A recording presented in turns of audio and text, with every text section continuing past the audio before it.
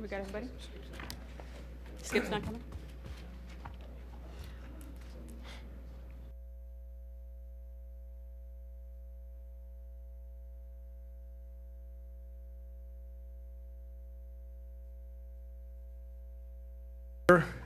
The January 4th, 2011 Planning Commission. I hope everyone had a nice holiday. I'd like to open, turning the microphone over to the chair of the nominating committee, Julia Hurl, and for her report. Thank you. On behalf of the nominating committee, which would be myself, Susan Stern, and Steve Cooper, we would like to first of all extend our appreciation to Mark and Ed for their service and leadership in 2010. And we would like to, at this time, nominate Mark Rhodes for chair once again for the year 2011, and Ed DiMarcantonio for vice chair. Second. All in favor? Aye. Any opposed? Okay. Thank you very much. I appreciate the nice words. With that, we'll go to the minutes of December 7th, the approval of the minutes December 7th. I have one note, and if anyone else has any comments, please let me know. I didn't pick it up the first time I reviewed them. I'm sorry. So I reviewed them, and then I just looked them over. On the initial one, it talks about John Rice was here, and he wasn't here.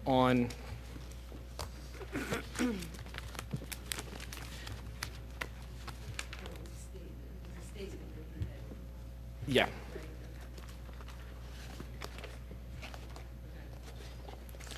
That was my only comment. Does anyone else have any comments? Word meeting's misspelled, second word, not that you care.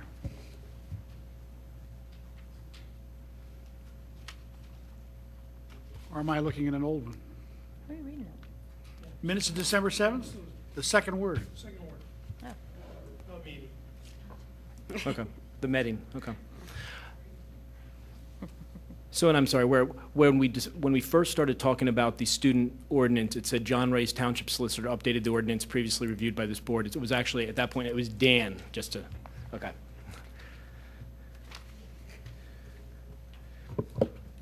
Any other comments, questions?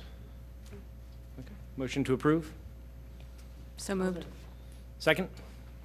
All in favor? Aye. Any opposed? Okay. First on the agenda is subdivision 2010 S03, final State of George R. Atterbury, deceased. This has been again tabled at the applicant's request until our February meeting. Dan, we have a letter. We have a letter good till the end of February. Okay, very good.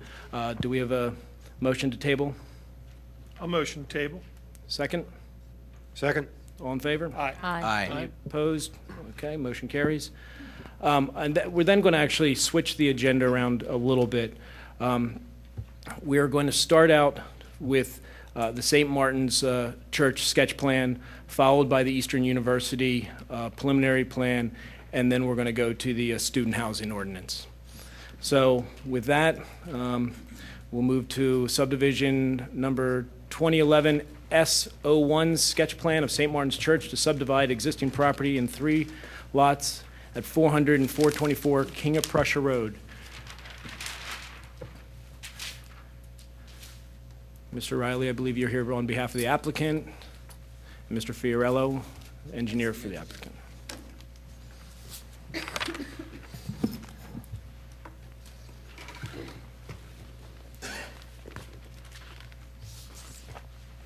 Okay, I just want to show everybody where we are. We have King of Prussia Road running in a north-south direction. Glen Mary Road is running east-west. The Radnor Elementary School is off to the right. The entire parcel was shown in the solid blue line. The proposed new lots, Lot 2 and Lot 3, actually front on Belrose and Glen Mary. The yellow locations are existing buildings, the church, Bolingbrook, and then the what is referred to as the carriage house. And the orange shows the existing impervious cover that's on the property. And the red area shows the existing, the proposed addition to this parking area that would make it a little bit wider and a little bit longer. At the same time, they're removing a large portion of the existing parking lot, basically to the west of the stream, as well as the driveway that comes in off of the corner of Belrose and Glenmary. So a large portion remains, but as I noted, the very end, as it meets the intersection, is being removed. There were 8 comments from the Subdivision Advisory Committee, and the first one actually refers to a little bit of confusion because a previous deed, I pulled a deed from the late 90s because the sketch plan did not require a new deed to be submitted, but the drawing shows a separate lot where the church is, and then there's a deed from the late 90s that refers to this as a separate lot. So I do need clarification on exactly how many lots exist and how many will be subdivided. So it looks like there's 2 lots now, and that will be divided into 4 lots. So when the plan comes back, that would need to be clarified. Staff is also looking for a sidewalk to be installed along Glenmary and along King of Prussia Road. We have the elementary school, as I referred to, over here, and we have the Radnor train station that's not far from this intersection. So a sidewalk in this area would get a fair amount of use.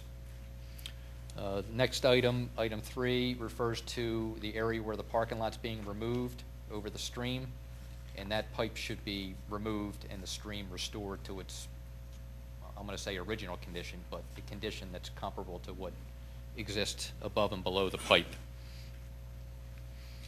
Item number 5, just as a typo, it's not, the rear yard setback needs to be added to lots 2 and 3. The building envelope is drawn correctly, it's just missing that information. Similar with number 6, the name of the abutting owner should be added to the plans. And then items 7 and 8 are standard comments about complying with existing township, county, state, and federal rules, regulations, statutes, and then the financial agreement. And that was it for our comments at the sketch plan phase. Okay, Dan, one clarification, and I think Mr. Momney can probably, Mr. Fiorello can get up and show you. The parking lot expansion, he's missing one portion of the parking lot expansion. That's the closest portion to the Glenmary Road. That row of parking along Glenmary Road is not there right now. Oh, down in here? Yes. Okay. So that row along there is not part of, and especially in that little indented parking space. Okay, I know this, you're right. That Yeah, one I so know right, is- pretty much right along that line is not there right now, so that'd be an increased. That should be in pink, you said? That should be in pink. There should be a little rectangle there on those front parking spaces in pink.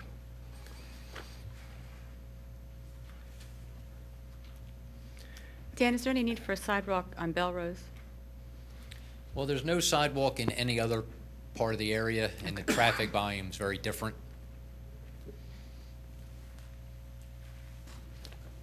Dan, are the calculations on here presuming that the lot is currently one parcel being subdivided?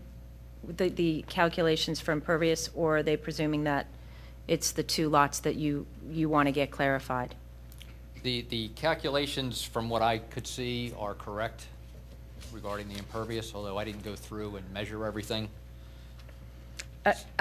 So excluding or including that little corner that you think might be its own No, separate? that's including. Okay, including that. So the impervious on that lot is included in the calculations. Okay, and the 2 proposed lots, Belrose is R1? Yes. So those 2 lots would be R1 R1. as well? Because 1 across acre. the street from this, didn't we see an application several months ago right on the other corner, and it was an R2 zoning, or I think it was something R3. smaller? It's R3. R3, but this will all be R1? This is R1. Okay, all right. Dan, the egress for Lot 3, is that going to remain in the corner? I don't have the other plan that shows the building envelope. I'm not sure which direction. We would not permit the driveway to come out at the corner. It would have to come out to one street or the other street. Dan, a couple things that I noted. First off, the parking that is remaining but now is in the riparian buffer zone. Is that going to require some sort of a zoning variance, since they do have to, I mean, part of taking something through subdivision is bringing it in to the current zoning requirements. So is that a consideration that they might need to either get a variance or get the parking out of the riparian buffer zone? Well, ideally, we want to see it removed from the riparian buffer. So it's something that I should touch base with Matt and confirm that. Okay. Because when I looked at this, I looked at that's existing, and there was no change taking place there. Okay. So it is something I should, And then along those same lines, I believe then you have parking in a front yard setback, correct. which I believe needs a variance also. Very true. Along those lines. The only other thing, just, and this is on the plan that shows the 3 separated lots, I don't believe they actually have, and obviously applicant can discuss this when they come up. They don't actually show the ingress and egress for Lot 3, if I'm not mistaken. And Lot 2 continues to remain this winding ingress egress off of King of Prussia Road. And I guess my concern there, I know what the house faces that way right now. But my concern is, are we creating some sort of weird flag lot situation where obviously they need to have some sort of easement agreement, and I'd want to have the applicant talk about their intentions there. And then also, the last thing is, We'll stay there for a second, Mark. But Dan, they have access in the Belrose if they wanted to from Lot 2. Yeah, I would think that if they sold Lot 2, they would need to get an access easement through Lot 1 or flip the driveway. Or flip the out driveway. the Belrose. So we're not creating a landlocked piece because they have access to Belrose. Yeah, I would not consider that to be a flag shape or anything. Okay. They do have frontage on Sorry, Belrose. go ahead. parking area. The only other thing is, on the plan, I know that they have a memorial garden, which they haven't actually labeled as a memorial garden, and I think that that absolutely should be labeled as on the plan as a memorial garden, since I know that they do have ashes of some of my ancestors there, so. Other than that, I don't have any comments or questions for Dan. Yeah, Dan, I have a question, and it's really just specific to the application that came in from across the street. I think at the time we looked at Glen Mary Road. Clearly, there's some motivation to get a sidewalk on Glen Mary that somehow links to the elementary school. There seemed to be an elevation or a grade change. It's pretty steep On the church side. on the church side. Well, there are some low walls that are part of that grade change, yes. Right, and my question would be, and I don't know if we've done this, and I'm assuming the church is in some type of institutional zoning, or is there a different zoning classification? No, it's all R1. It's, It's all R1. yeah, it's all R1. Has the township considered any type of interior sidewalk in an R1 district before, if the elevation change were too steep? Well, the elevation change would require them to either remove the wall or put the sidewalk inside between the wall and the church. So that's something that needs to be explored as we go down the road. So if the sidewalk is installed outside of the right-of-way, we would need an easement for the sidewalk. And has that been done before? Yes, we've required an easement to be put in place for a sidewalk. Agnes Irwin, we just did it with Agnes Irwin on South Lathan Avenue. Okay.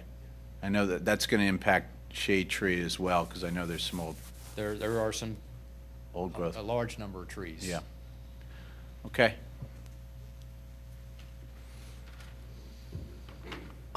Is the church, I assume it's all owned by the church at this point, are they gonna, planning to keep that house on lot number 2, at least for the time being, or I don't know.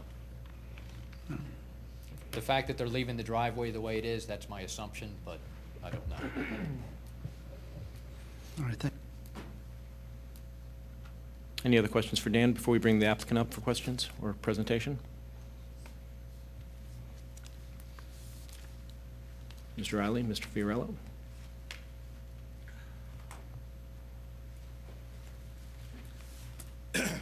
I think we can answer the majority of your questions and some of the things that we've been talking about, especially with regard to the different parcels. They all have the same tax parcel number.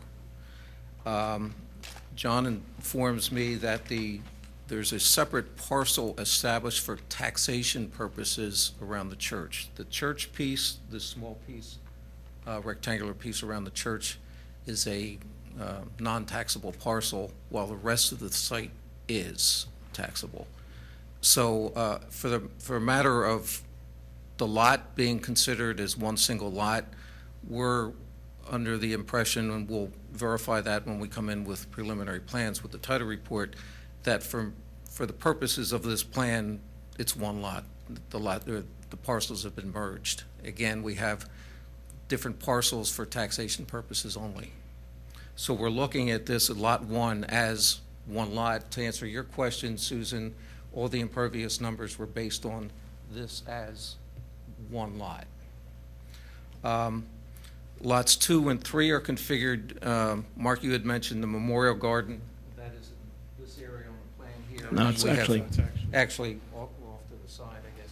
But we do have There's another dedicated. another dedicated area off to the side behind the tree, so we've sort of angled the lot lines to keep all that on the church property.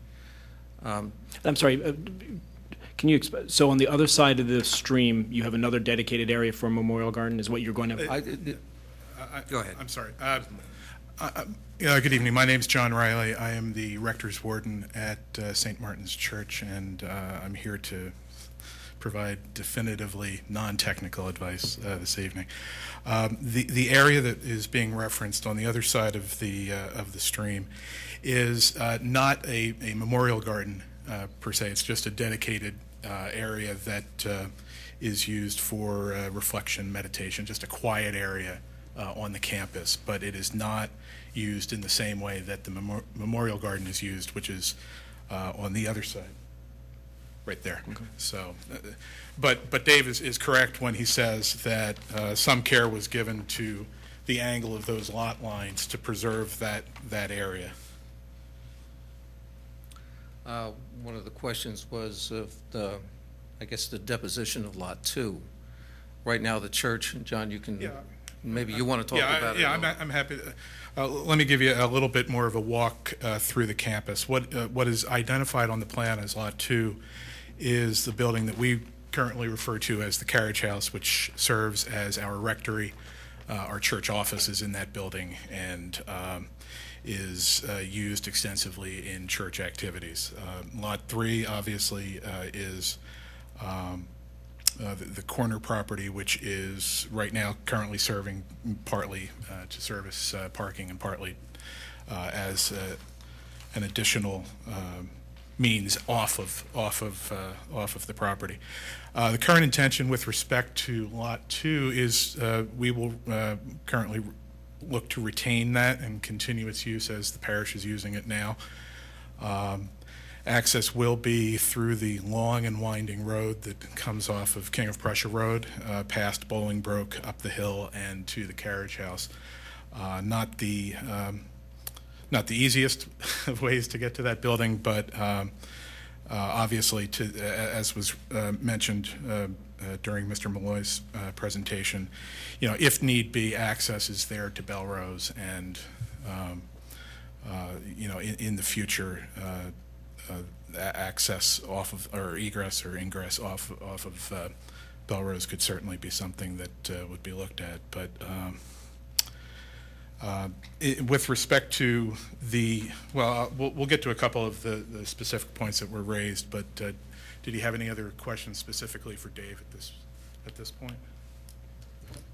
I have one oddball one. Can you get a fire truck up through there, up to Lot 2? And the next question will be... in fact, yes, and if you're a frequent participant at our annual church fair, that is one of the routes that the fire truck that gives children rides will take. Oh, okay. All right, you can understand. And by the way, that annual church fair is held on the first Saturday in May, for everyone taking notes. I can't top that. The question came up, I guess, if the church plans is to keep Lot 2, if it was ever decided to sell that off, I'm sure they would bring driveway out to Belrose Lane and cut off the access through the other way. So right now, we're looking at really, I guess for development purposes, if you will, a new single-family lot is Lot 3. And then since we're losing parking area on the west side of the stream, we're reconfiguring the existing parking lot to make up for some of those spaces that have been lost. If we do away with the covering over the stream there, we daylight it, as Dan says, how are you going to get to the clump of trees area? You have to go all the way up to the next one way up there, would you not? There is, I guess, yes, another crossing up here further. Or is there like a footbridge or something? No, actually, there, I believe it's, I've never made the walk myself, but my understanding is that the stream is a stream in name only in some spots. It's pretty easy to navigate across it without any great difficulty. My short little legs have taken me over portions of it, but it can be accessed without great difficulty on foot. And then to the extent that folks wanted to take the winding road around the campus, there's currently some parking right near there, next to the carriage house. Thanks, Dave. Which is not very far from that area, so it's accessible, notwithstanding the proposal that the current parking area be removed over and on the other side of the stream. So back to Doug's original question. Once you get the subdivision approved, if approved, then are you going to eliminate that driveway? Or is this just if and when I'm sorry, you sell which, Lot 3? The section of the long and winding road that now goes through Lot 3. Oh, okay. At such time as the Lot 3 was disposed, that would be eliminated.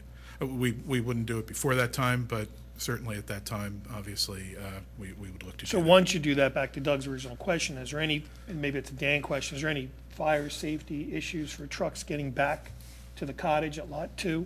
Now they can't go all the way through? Well, they still can get all the way through from King of Prussia Road. The intent is to leave this long, windy section here in Back place.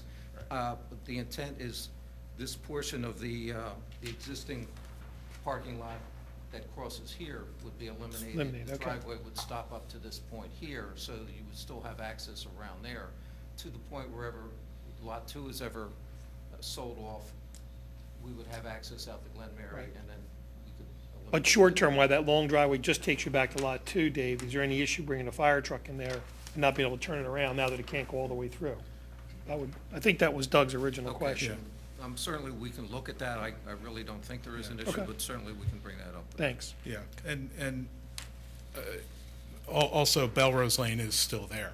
I mean, the truck theoretically could park on Belrose, but understanding your point, we've given that some thought, and at the time when we decide to do one thing or another with the lot, it's pretty easily accomplished. And remember, this is sketch plan, so these are all comments to Yeah, we're future. interested in learning your Yeah. comments, so we know how to address them when the time comes for a formal submission. I do have a question about the proposed Lot 3, just something that you said sparked the question for me. So obviously with the impervious, you won't be required to rip up the parking lot to meet impervious coverage limits to do this subdivision, but will you be ripping up that parking lot? Here's my confusion. Proposed Lot 3 impervious, the way that it's written, it just says maximum permitted 22%. It doesn't specify what it is if you leave that that long driveway and parking lot, and if you don't Okay, leave if I it. understand your question is how much impervious would be on Lot 3 if that parking was not removed, if that driveway was not removed? Right, or as a condition of this, are you intending to remove it kind of regardless? I can't tell, the way it's just delineated, it just says maximum Right now, permitted. as part of a sketch, you know, we were looking at this as Lot 3 would probably develop with a single-family house. I guess the question comes up is, between the time that the lot is approved and actually disposed of for single-family dwelling purposes, we could have a building, we could have a lot there with impervious coverage on it before the driveway is removed. So your question is, do we meet the impervious requirements? That's exactly my question, because I don't want to create a situation where we let you subdivide and then maybe it exceeds the impervious if we created a nonconformity that gets to carry over. So I'd Understood. like to see the calculations for I don't have that answer for you that. now, but we will Thank have you. that.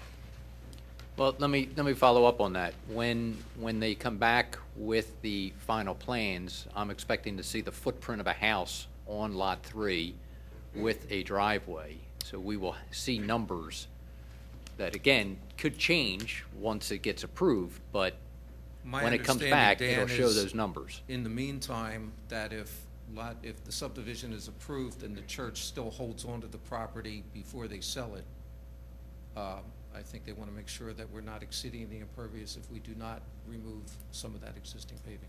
That's fine. Right, that's my question. Thank you. Dan, I have a follow-up question to what I had asked earlier. If you're proposing that the applicant create a sidewalk along Glen Mary, it looks like that sidewalk would be bisected by the riparian buffer. How would they be able to do that? Are they going to have to get some relief through that stream? They would have to build something over the stream. Right now, there's a pipe that ends right off the edge of the road, and there's also a slight change in grade. It's difficult to see on the plans at the scale, but yeah, there's a fair amount of work that's going to be involved to put a sidewalk in that area. But to answer your specific question about the stream, they would have to either extend the pipe and put the sidewalk over that, or bridge it somehow. Can I, since we talked about there being a steep slope difficulty on that side, is a possibility that they would agree to build a sidewalk on the opposite side of Glen Mary? Would that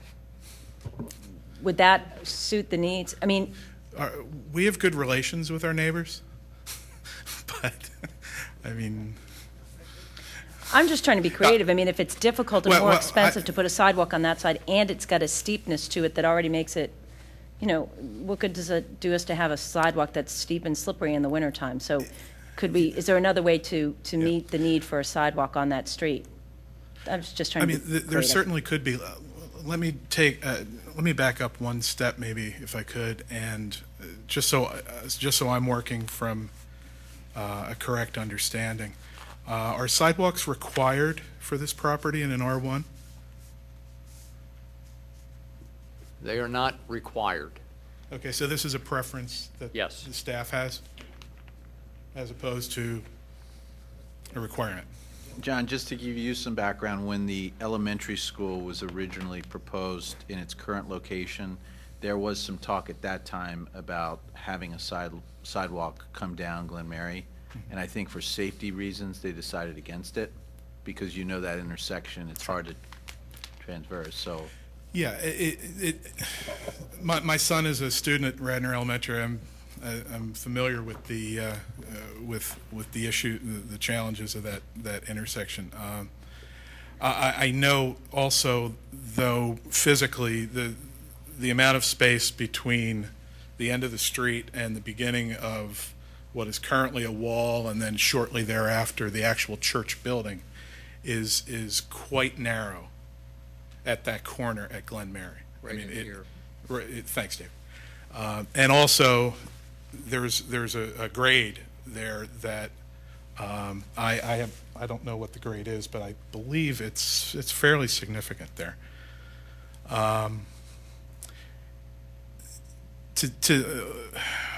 Without getting too far ahead of ourselves, I think we're willing to consider alternatives to addressing the concerns that we're hearing. We've got, we're not a huge church. We have a fairly limited budget with respect to this project. And in instances where it appears that, at least in the first instance, sidewalks are not required, we're willing to listen, and we're going to certainly do what we can, but there could be non-starters in this process, and the expense of that, and we haven't even gotten to the King of Prussia Road side of that, because then that brings in working with PennDOT, I believe. Is that right, Dan? That's a whole other list of horribles that I really don't want to get into, at least immediately, if I don't have to. And if I'm in that area fairly frequently, but not every day, and less so during rush hour. But I don't have a very good feel for pedestrian traffic in that area over the course of the day. But I'd be surprised if there was a lot, given the types of uses that we have in that area. And while it would certainly be, I think, a worthy thing to have a sidewalk in that area, it's really kind of, in some respects, a sidewalk to nowhere, because it would end at the end of, I guess, the northern end of our King of Prussia Road side, and then presumably end at the new lot line, again, assuming the subdivision would be approved, the new lot line at Lot 3. Or are you saying Lot 3 would also need the sidewalk all the way to Belrose? Okay. But anyway, it's only sketch plan. Yeah. It's for further review. It's Yeah. to look at and see if there's availability. Obviously, probably a good thing to do would be to sit down with Dan, meet with staff, and go through and see what alternatives are on the sidewalk issue. Yeah. And in some respects, the same issue relates when we talk about parking. We understand the point, Mark, Mr. Rhodes, excuse me, that you made. You can call me Mark. With respect to the presence of the parking in that front yard. Actually, I mean, that's something that, if you have it there, and Matt, you can't put parking in the front yard setback without a variance. So that would be, that we can't waive it, commissioners can't waive it, so I mean. I understand, I appreciate the whether you heads get up. it or not, I saw it and said, flag. Yep. Any, The design for the parking lot seems a bit tortured. This is an odd configuration. I understand that the little alcove piece is existing impervious, and so it's maintained its shape, where the other part has been extended. But it creates a very awkward area to drive around in.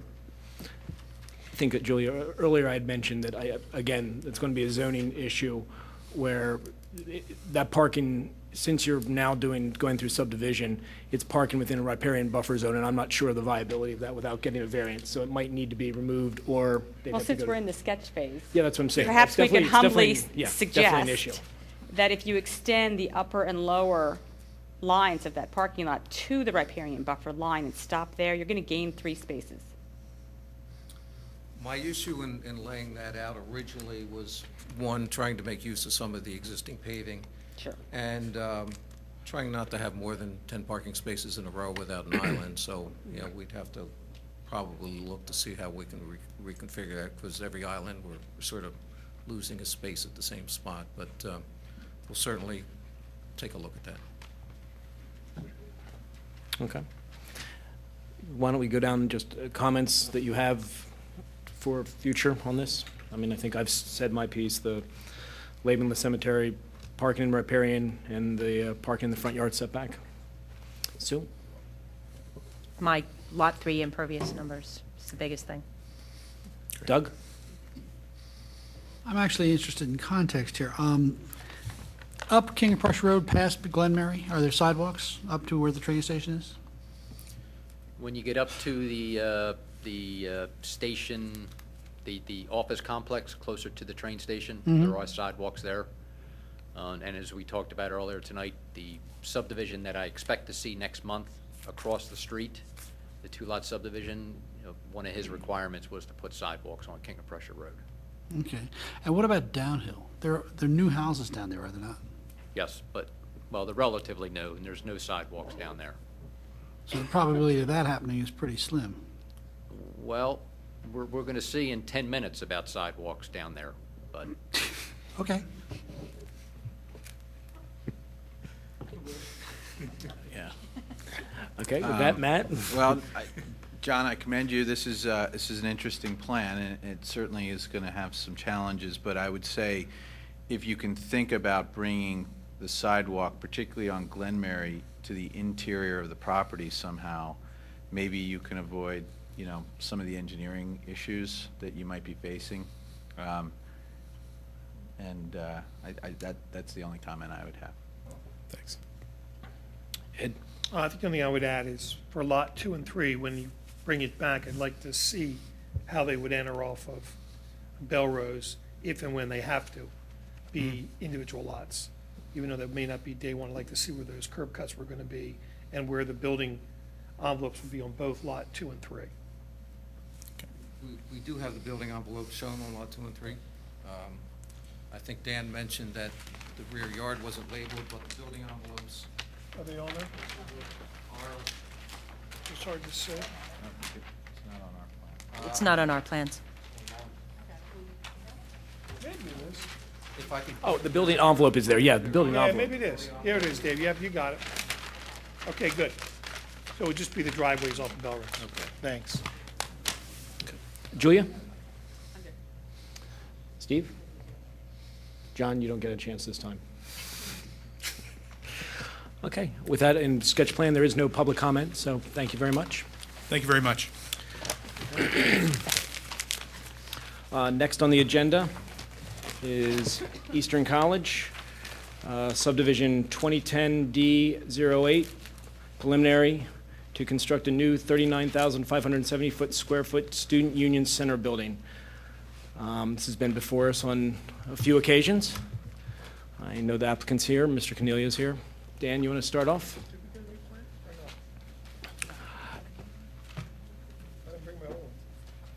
I haven't.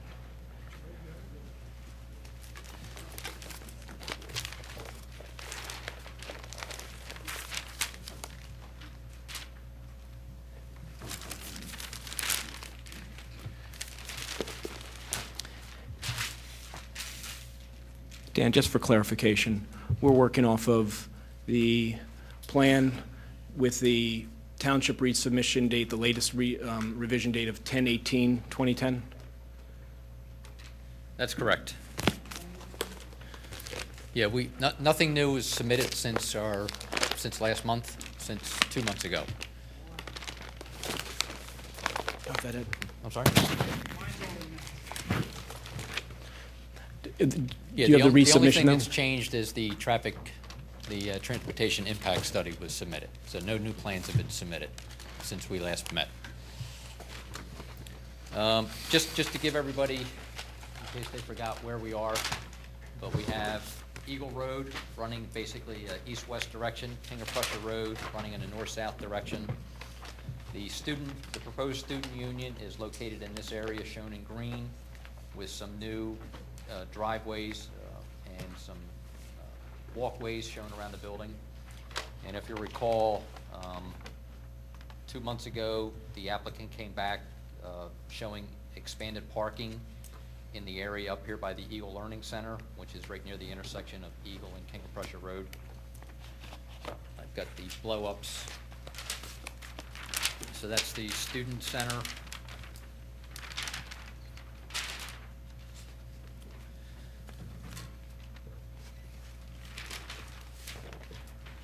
again, up at the Eagle Learning Center, showing the expanded parking in there.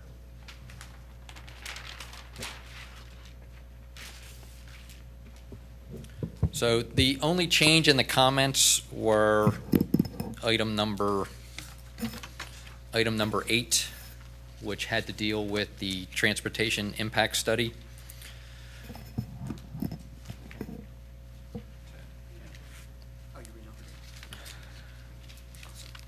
We okay? And basically, what the applicant's transportation engineer has determined is that there are 14 new trips because of the student center. Well, let me rephrase that. There are 14 new trips during the weekday AM peak hour and 17 trips in the PM peak hour. And this is due to the increase in the student enrollment when the building is proposed to be completed, which is in 2013.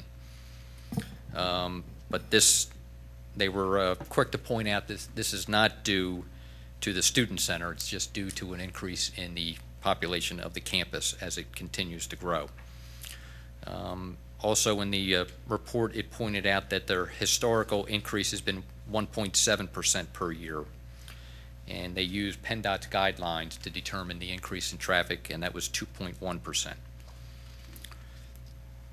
The traffic study also pointed out that they expect the addition of 90 students from the Palmer Seminary. I really had a couple of questions, and I did get an email from the engineer today that would anticipate him coming up and explaining it. But there were a couple of changes in the level of service at the intersection of Eagle and King of Prussia Road, which is the only intersection that is signalized in the study area. And it really showed that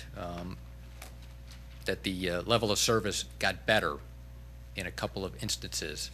And my question was that there was no explanation at how that got better. The email today did give some explanation, but I will leave that to the traffic engineer to explain it. But basically, their projection is that once the signal is optimized, the level of service will increase or get better. In bullet number 4, it talks about the other level of services would remain the same. And they had 2 conclusions in the suggestion. One was to add a dedicated left turn lane. Currently, there is a left turn lane, but it's shared with the straight through direction going northbound. And the other is to optimize the traffic signal timing, which certainly is, in my opinion and the staff's opinion, the minimum that should be done. One of the questions that came up at a staff level, and Matt is here to address, is some of the parking calculations. So that's really it for my comments. You can certainly hear from Matt now if you'd like, or address those shortly. Why don't we hear from Matt now, and then have the applicant discuss and address. Okay, thanks, Mark. A few brief history here and a couple of documents. Daily Jalboot provided on October 18th to staff a parking analysis summary that describes in detail all the uses, beds, offices, fixed seats, building areas, etc. And that was on October 18th. Subsequently after that, approximately on November, it's about November 18th, about 5 weeks later, another report was provided to me. Excuse me, I need to go catch my breath for a second. Get some breath. Absolutely. Then why don't we switch up to the applicant? Sure. Perhaps do you want us to address the parking study? Yeah, why don't you? Maybe be exactly. the first ones to stand raise that. Actually, you know what? Unless you have questions you want to. Don't address the parking until Matt gets in here. If traffic, yes. I meant traffic. Okay, I meant yeah. traffic. I'm sorry. Traffic, yeah. Why don't you? Good evening. My name is Guy DiMartino with Traffic Planning and Design. Regarding the signal optimization question, what we did is, in existing conditions, we analyzed the intersection of King of Prussia Road and Eagle Road utilizing the existing signal timings. And then we evaluated future no-build conditions, which in this case were 2013 conditions. PennDOT requires you to optimize the signal timings under no-build conditions, so that's what we did.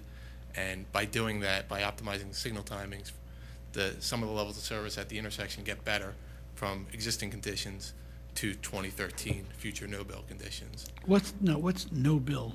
No build means future 2013 conditions without the addition of the Student Union Center. We then used those optimized signal timings and added the additional traffic related to the campus's population or enrollment growth. And we utilize those timings under the future, what I'll call build conditions with the Student Union Center. And those levels of service are comparable or identical in many cases to the no build condition level of service. But as Mr. Malloy had pointed out, the level of service in the future conditions in some cases are better than existing, and it's due to the signal timing changes that were done using the capacity analysis software. Okay. Can you explain the signal timing changes?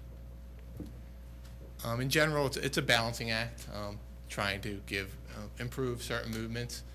In general, I believe we reduced the amount of time on the side street on Eagle Road and Pine Tree Road, and increased the amount of green time on King of Prussia Road. So it's a zero-sum game. If you increase the time on King of Prussia Road, you're going to negatively impact or reduce the time on Eagle Road and Pine Tree.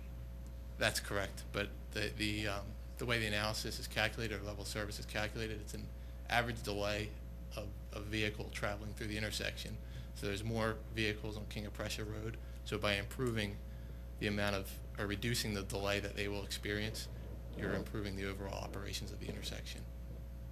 Because you're enhancing, or you're improving the delay for more vehicles while you're only reducing the delay for less vehicles on the side street. Yeah, and John, perhaps the school's willing to do a signal optimization study, but of course, before we enacted anything, we would have to check the township, and that may even be an PennDOT issue. So. Well, it's probably beyond the scope of this whole group to count cars, but Dan, are you going to meet and assess the details? It seems to me the devil's in the details here, and what we don't want is a big backup on Eagle Road or a big backup on Pine Tree because an engineer has decided that traffic ought to flow unimpeded up and down King of Prussia Road. We all know there's an awful lot of traffic coming from up north somewhere, King of Prussia, I guess, down King of Prussia Road, and in the other direction. So I'm concerned that if we tinker too much, there are other cases in the area where the traffic engineers have tinkered with the lights, and the result is it's impossible to get through the intersection if you're going in the unfavored direction. So are you going to... It is something that one of the things that had me a little confused in the email exchange this afternoon was it talked about the optimization, but it didn't give specifics. So I appreciate Guy's comments, but to follow up on you and your concerns is, yes, the east-westbound direction does suffer based on the traffic study using the optimization program, and fixing is probably not the right word to use. And the eastbound traffic is bearing the load of traffic leaving the school, right? Traffic coming. I'd have to check the east-west direction, but well, you're confirming that you and the staff will look into this carefully and pass along. Will you have an opportunity to pass along more comments on the traffic study? Well, they're here now as a preliminary, so they have to come back as a final plan. So. Well, I would scrub that down well, because the traffic's coming out of that entrance at various times, and if the light has been optimized so that Eagle Road backs up, a resident of the township driving along Eagle Road unassociated with a school is going to have could have a long wait. Okay. Go ahead. What's the significance of 2013? Because not being a traffic engineer, I can tell you that intuitively, traffic in the township has exponentially grown and over 5 or 10 years. I've lived here 10. So, okay, fine, there's optimization at 2 years, but I'm going to live here more than 2 years. So 4 years, 5 years, under this I understand the software, but what I'm troubled by is that, we have this no-build conditions, and we say, okay, everything's okay for 2 years, and then we let them build, because the traffic's okay, it's not worse. But 4 years from now, the traffic's worse. And so now we adjust to a new level of worse conditions, and then we say the next 2 years of conditions, it's no worse, so then we let you build. Not you, I mean, one build. What's the significance of 2 years, 2013? Because in the last 5, 10 years, I don't live in that part of town, but I drive it just enough to know it's significantly worse in the last 3 or 4 years. So what's the trick about, what's the deal with just 2 years out? Right, and 2013 was chosen because that is the anticipated build-out year, or the time or the year when the Student Union Center would be anticipated to be constructed and opened. So that's why that year was chosen.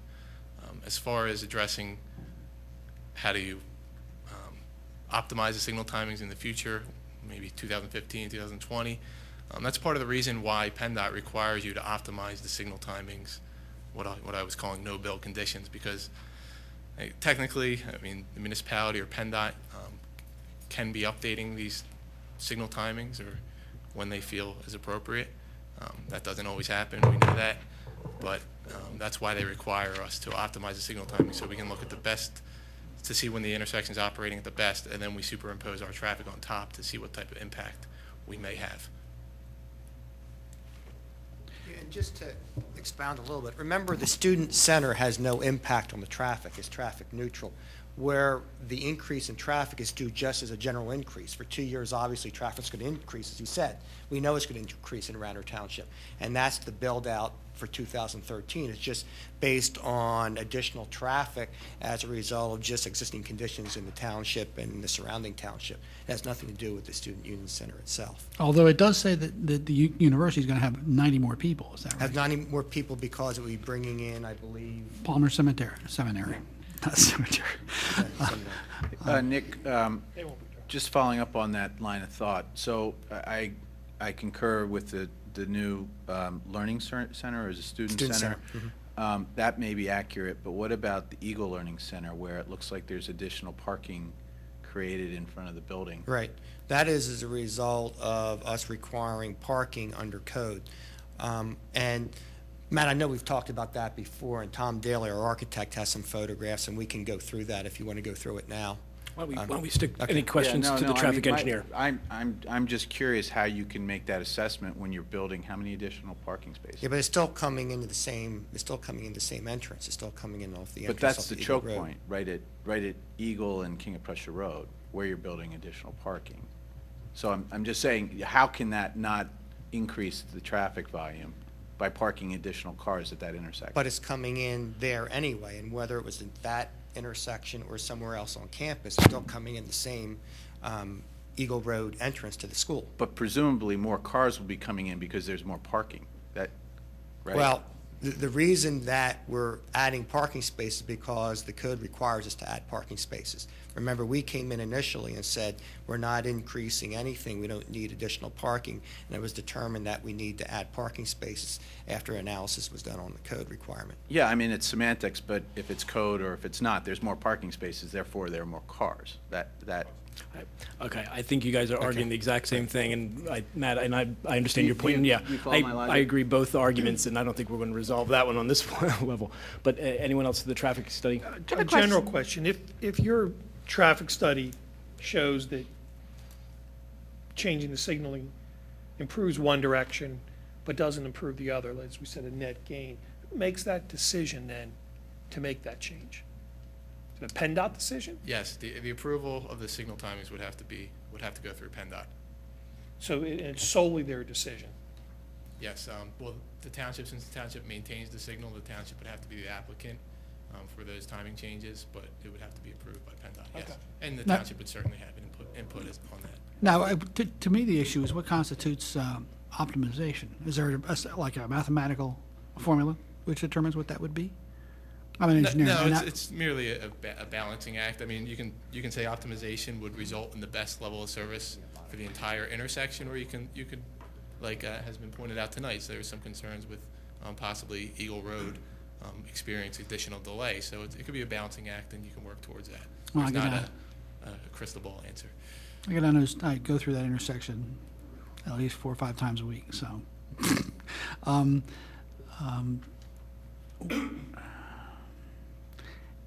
It's a judgment call. It's not like, because what might be optimal,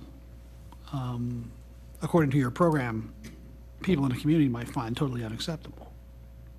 Right, and we would take that into account. What we did, we optimized the timings to give the intersection the best overall level of service. We could certainly work with the township staff.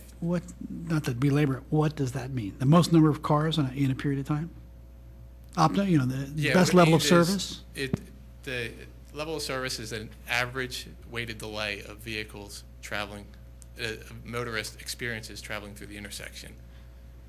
So it's the average delay motorist experiences traveling through the intersection. So by adding increasing the amount of green time that a motorist is getting on King of Prussia Road, there's more vehicles on King of Prussia Road.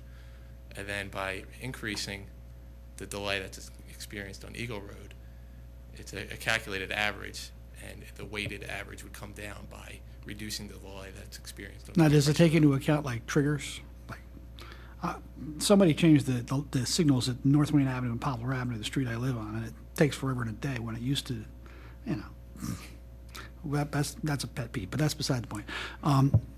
But there is a trigger there. There is I can go up there and supposedly trip something, and that's going to trigger the light, although I have to do it 3 or 4 times. But is there going to be something like that there? Or was that considered in the optimization? I'll shut up in a minute, I'm sorry. That's already present, and so yes, I mean, it's already existing out there. There is loop detectors on the side streets, which you're calling the triggers. If you pull up on the side street, you will trigger the green light. They're already in place on Pine Tree Road and Eagle Road. But do they, if you set up your optimization, do they just turn them off?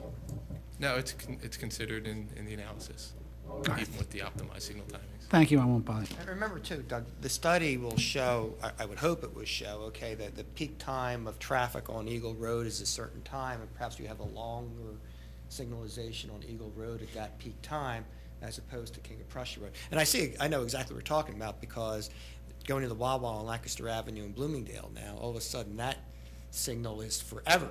And so you don't even go to that intersection anymore. I mean, that signal's forever. You go on Lancaster Avenue now, believe it or not, to get to the Wawa instead of going to that intersection. But that's what the study would be done. It would be done to determine when the peak time would be on Eagle Road, and perhaps you have a longer length on Eagle Road at that peak time, and then shorter lengths at different times when will be heavier traffic on King of Prussia Road. Well, this issue transcends the matter before us now, but we all have horror stories of PennDOT's optimization that's causing backups. It doesn't seem to make any sense. It's causing everybody to change their routes. I can just imagine Eastern University has classes in the evening. I can just imagine the mismatch between the commuter time traffic on King of Prussia Road, which is mind-boggling, and the departures from Eastern at 9 o'clock at night, and how all that's going to work. And I'm just scared to death that some, present company accepted, some PennDOT engineer is going to sit somewhere in Erie and dictate how that intersection is going to work. I hope there's some input from the township that has some real-life input. And it sounds like the PennDOT won't do anything unless the township goes to PennDOT and The request has to come from the township. PennDOT will not do anything unless the township makes the request. Well, let's tread lightly, carefully. Thank you. I have a question about the student center.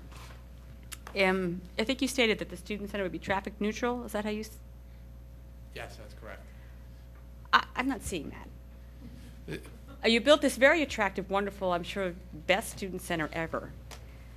Aren't students going to want to go there from even when they're not on campus? Aren't they going to want to go to the student center? The student center is an amenity to the current students. They're not adding any additional staff, any additional faculty as a result of that. It's going to be used by the students that are already attending the university. And do all the students live on campus? No, there are commuters who are So there will currently. be students coming to the student center from off campus to use this new amenity. Yes, but it's, typically they would come there when they're already on campus to attend a class, and they use the student center while they are already present on campus. Well, I can certainly imagine a lot of scenarios where you might go to class and then go home and then come back to do something at the student center to meet with people or do something, or there will be activities going on in the student center, correct? That's likely, yes. So I don't see how that could possibly be traffic neutral. And we did account for a traffic generation in our study. So we did take a conservative approach and consider additional traffic related to the university's growth and the student center. So there will be additional traffic. We accounted for additional traffic in our traffic study. Then how is it traffic neutral? We feel what we presented is conservative, but by accounting for additional traffic, but we do not feel it will generate any additional traffic. Where's that noted Am I on the only here? one who's confused? Where was that in the study? There's in the study itself, I believe again, it's conservative. It says a 2-point-something% increase, whereas the projected, actually, there is a projected increase in enrollment. I think it's less than 2%. But, perhaps, too, why don't we tell you what's in the student center? Because I know that, that's been asked before, too, and perhaps if the board knows what's in the student center. I was going to jump in. Currently, there's, just to give the Nick, board. hold on one second. Let me just. The traffic engineer was given. I'm sorry. The traffic engineer was given overall specs by you and your client to perform as, and the traffic engineer really doesn't make that decision as to whether this is going to be a student neutral aspect. I mean, at this point in time, I just want to keep this to the traffic engineer in specific questions as to his traffic study. Yes, his traffic study he's already said that he's done the traffic study based on a student neutral, however you just said it, traffic. Now, whether we believe that it is that or not is not this gentleman's opinion. He was told to put that into his traffic study, and he did the calculations and did all that kind of stuff. I just don't want to get too mired down in that, except for I know our solicitor wants a question or two. I'm going to try to practice some engineering now, too, since everybody else has been doing this. But I have a bigger question just about, and I've actually read the study. I've got it. It's here. It's got traffic counts. And the optimization, do you have the study? Yes. On page 10, that table is what I was trying to sort out. And I think this is the question that Dan had. We're talking about the northbound King of Prussia intersection at Eagle Road, correct? I mean, that's the intersection that you say is currently operating at level of service F. Correct. Right? During the weekday PM peak And you hour. can't get any lower than level of service F, right? Correct. According to PennDOT. But my understanding of traffic studies is that means that's the F is there's an amount of time it takes a person going north on King of Prussia Road to get through that intersection. And right now, it's 199 seconds. Is that what the study says? Yes, driving northbound. Okay. Yes. That's your, and again, I'm on your table here, table 7, 2010 existing conditions. So if I'm going north and I'm trying to get through that intersection or make a left on Eagle Road so I can get into Eastern, that's 199.2 seconds. So that's your existing conditions. You're saying that we're not responsible for that. That's existing, that's other traffic, that's other people, basically, right? Correct. Okay. And then the next 2013 base conditions, it drops to 92.4 seconds to get through there. Still level F, right? Yes. How does that drop? Is that from the optimization of the signals you're talking about doing? Yes. If looking at the same table, if you were to look at both the eastbound and westbound approaches under existing conditions, you can see the westbound approach is a level of service B. Right. If you go to 2013 base conditions, which is no build conditions, it goes to a level of service C. But So you can see that level of service goes from a B to a C, meaning it gets worse, But while the- King of Prussia Road gets better. Right, but the eastbound goes from a D to an F then. So the question that some of the planning commission members had is you're sort of moving the shells around. So we've got a real bad F going north, and then if you do this, just the signal changes, then you created an F on the eastbound King of Prussia Road, right? I mean, Eagle Road. So and I'm just trying to understand your table. So 2013 projected is the build-out of just the student center. That's that table, is that Yes. right? And we're still at an F. Now we're at an F at eastbound and northbound, right? Yes, Okay. which So, is the same case. so my question is, how do we fix the F, especially on the northbound lane? The optimization of the signals isn't going to do it. How about the turning lane? If you put a turning lane in, then what do we have at that intersection? If you put a turning lane, you'll certainly improve the level of service. I don't have the specific level of service. Be better than an F, though, right? Is what I'm guessing. Likely, depending on the signal timings that are chosen, but yes. Okay. So that, just because that's your recommendation in here, two things, is the left turn lane in the northbound King of Prussia, and then the signal optimization of the traffic signal timings, which I think would require a PennDOT permit, right? Yes, it will. Okay. I mean, And the left turn lane is something that we identified. We definitely did identify it in our traffic impact study, but it's an improvement that we think is necessary, not by the addition of the student union center. It's something that is necessary based on the existing operations out there today. So it's not something that's triggered by the additional traffic due to the university. It's something that I agree, but I looked at your 5-year plan, and if you look at that, and I asked Dan this question today, is if you look at your 5-year plan, there's quite a bit of construction that's occurred on Eastern since 2002.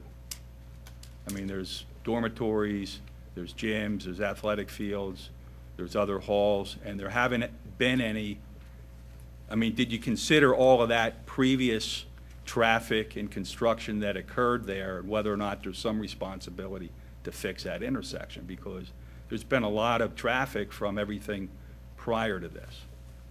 I mean, I'm assuming you didn't look at that, and it's my understanding that there hasn't been any improvements out there during those prior construction jobs. Right? They haven't done any. The projections my name's Carl Atzmeyer from Eastern. The projections we had given with the growth over the last 5 years was 1.7%. So that was included in our projections moving forward. Our projections, our own projections are for 1.2% annually. But we used the PennDOT minimum, which is 2.1%. But over the last 5 years, it's only been 1.7 on average in the St. David's campus annually. But Carl, that includes all of the development that occurred during that period. Right. My only point is I've never seen a traffic study that says we're responsible for it and we'll fix it. So, and when I look at this is your 5-year study. You had Eagle Hall, 162 students occupied in '07. No traffic improvements were done. The gym was complete in '02. Upper McGinnis lot in '02. There was a 21,000 square foot addition to the library in '05. There were 2 athletic fields in '05. There was a 30,000 square foot classroom in '07. There was a 1,300 square foot expansion of the Breezeway Cafe. So there haven't been any traffic improvements with all that previous stuff that's been done on Eastern. So I think when you say we're not responsible because we're only doing a student union center, you've sort of encroached, you've built out that campus without improving this intersection, which has probably been at level F the whole time. So I think that's something you might want to revisit. Just my opinion as practicing an engineer here tonight, but I mean, I wanted to see what had happened there, because when I read the report and said we're not responsible, we're not going to fix it, I assumed there was a lot of other traffic that had been created over the last 10 years, and I was right. It's in here. So that's, for what that's worth for the Planning Commission, I did take a look at you're not going to fix that intersection. I mean, they're not totally responsible for it, but it's been a level F apparently for a long time. is what I'm assuming. John, I'd like to add to that. I think it's also an outlier that we're talking about Eagle Road, which is a windy road that has a lot of shading because of the trees that are on either side of it. I, like Doug, drive it often. It's not a safe road. It's not a safe passageway to begin with. So to compound that with additional traffic, to John's point, you have to consider, we're not at the middle of a cornfield where we can create some turning lanes and everything will be kind of traffic neutral. We're already dealing with a very dangerous roadway there.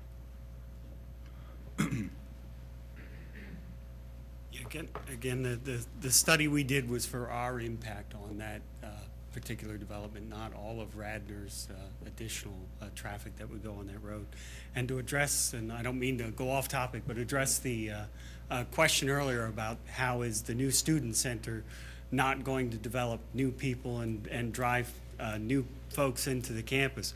We currently are just using Walton Hall. I don't know if anybody in here has been in Walton Hall, but that is in serious need of some improvements.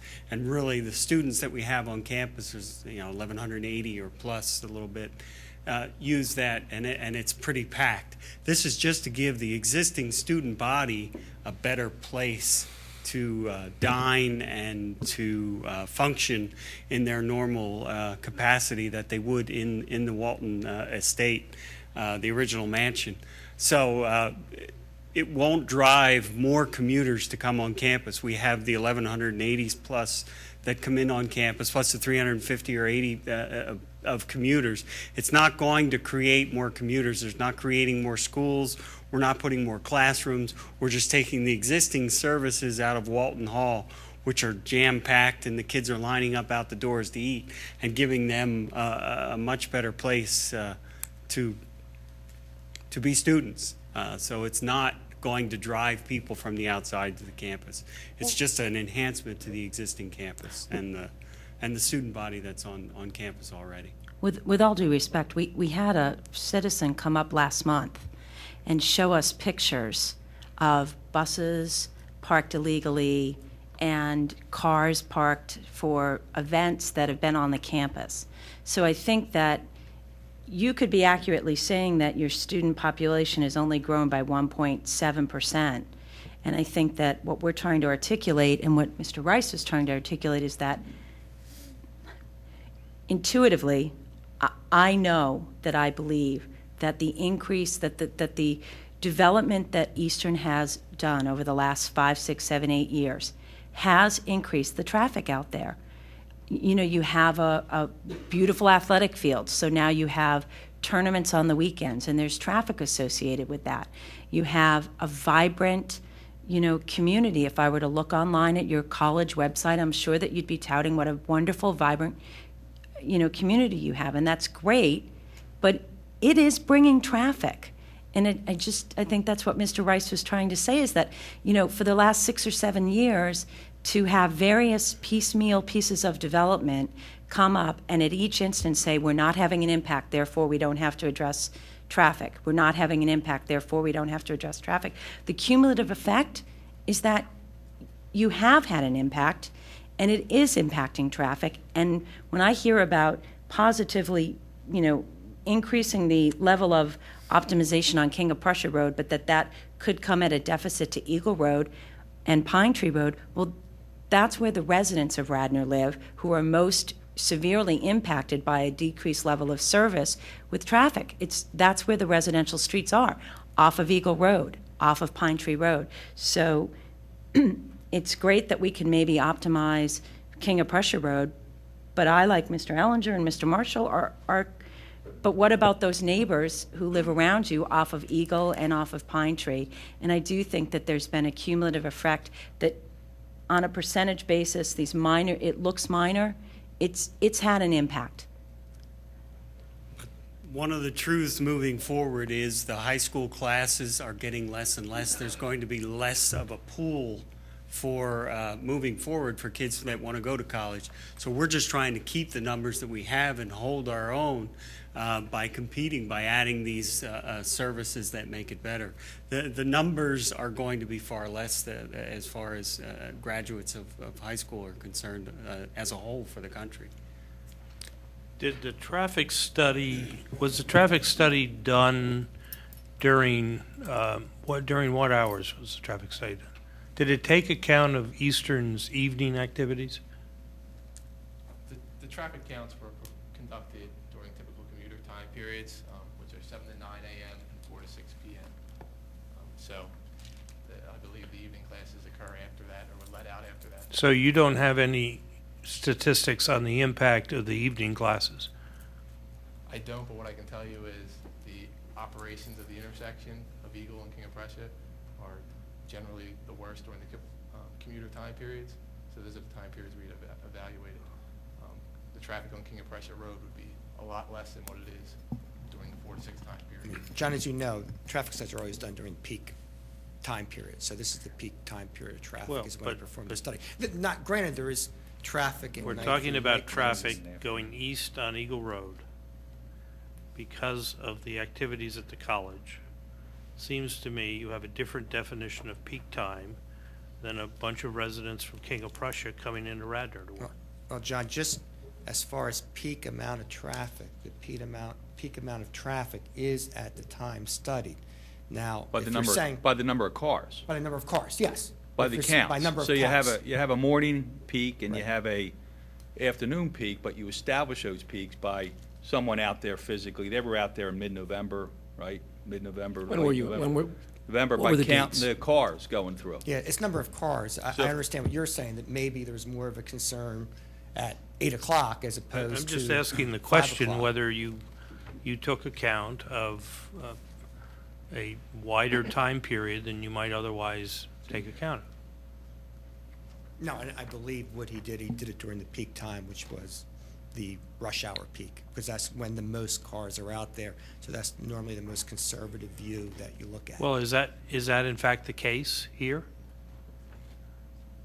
I believe it is appropriate. If Eastern College has a class beginning at 6, and that's the tail end, or 5:30 is the tail end of the peak period on King of Prussia Road, in fact, the peak period at that intersection could in fact run from 5:30 to 6. I'm just asking whether you took that into account, if that's the case. We evaluated what is standard engineering practice, the way we conducted our traffic. Well, that's exactly my problem. Applying standard engineering practice to a particular intersection having particular characteristics seems to me not the way to do it. Now, if you happen to get it right, fine, but I'm just asking. John, are Weren't there images 24-hour or- counts taken? Didn't you do a 24-hour count at the intersections? No, there was not. It looks like 5 to 5:45.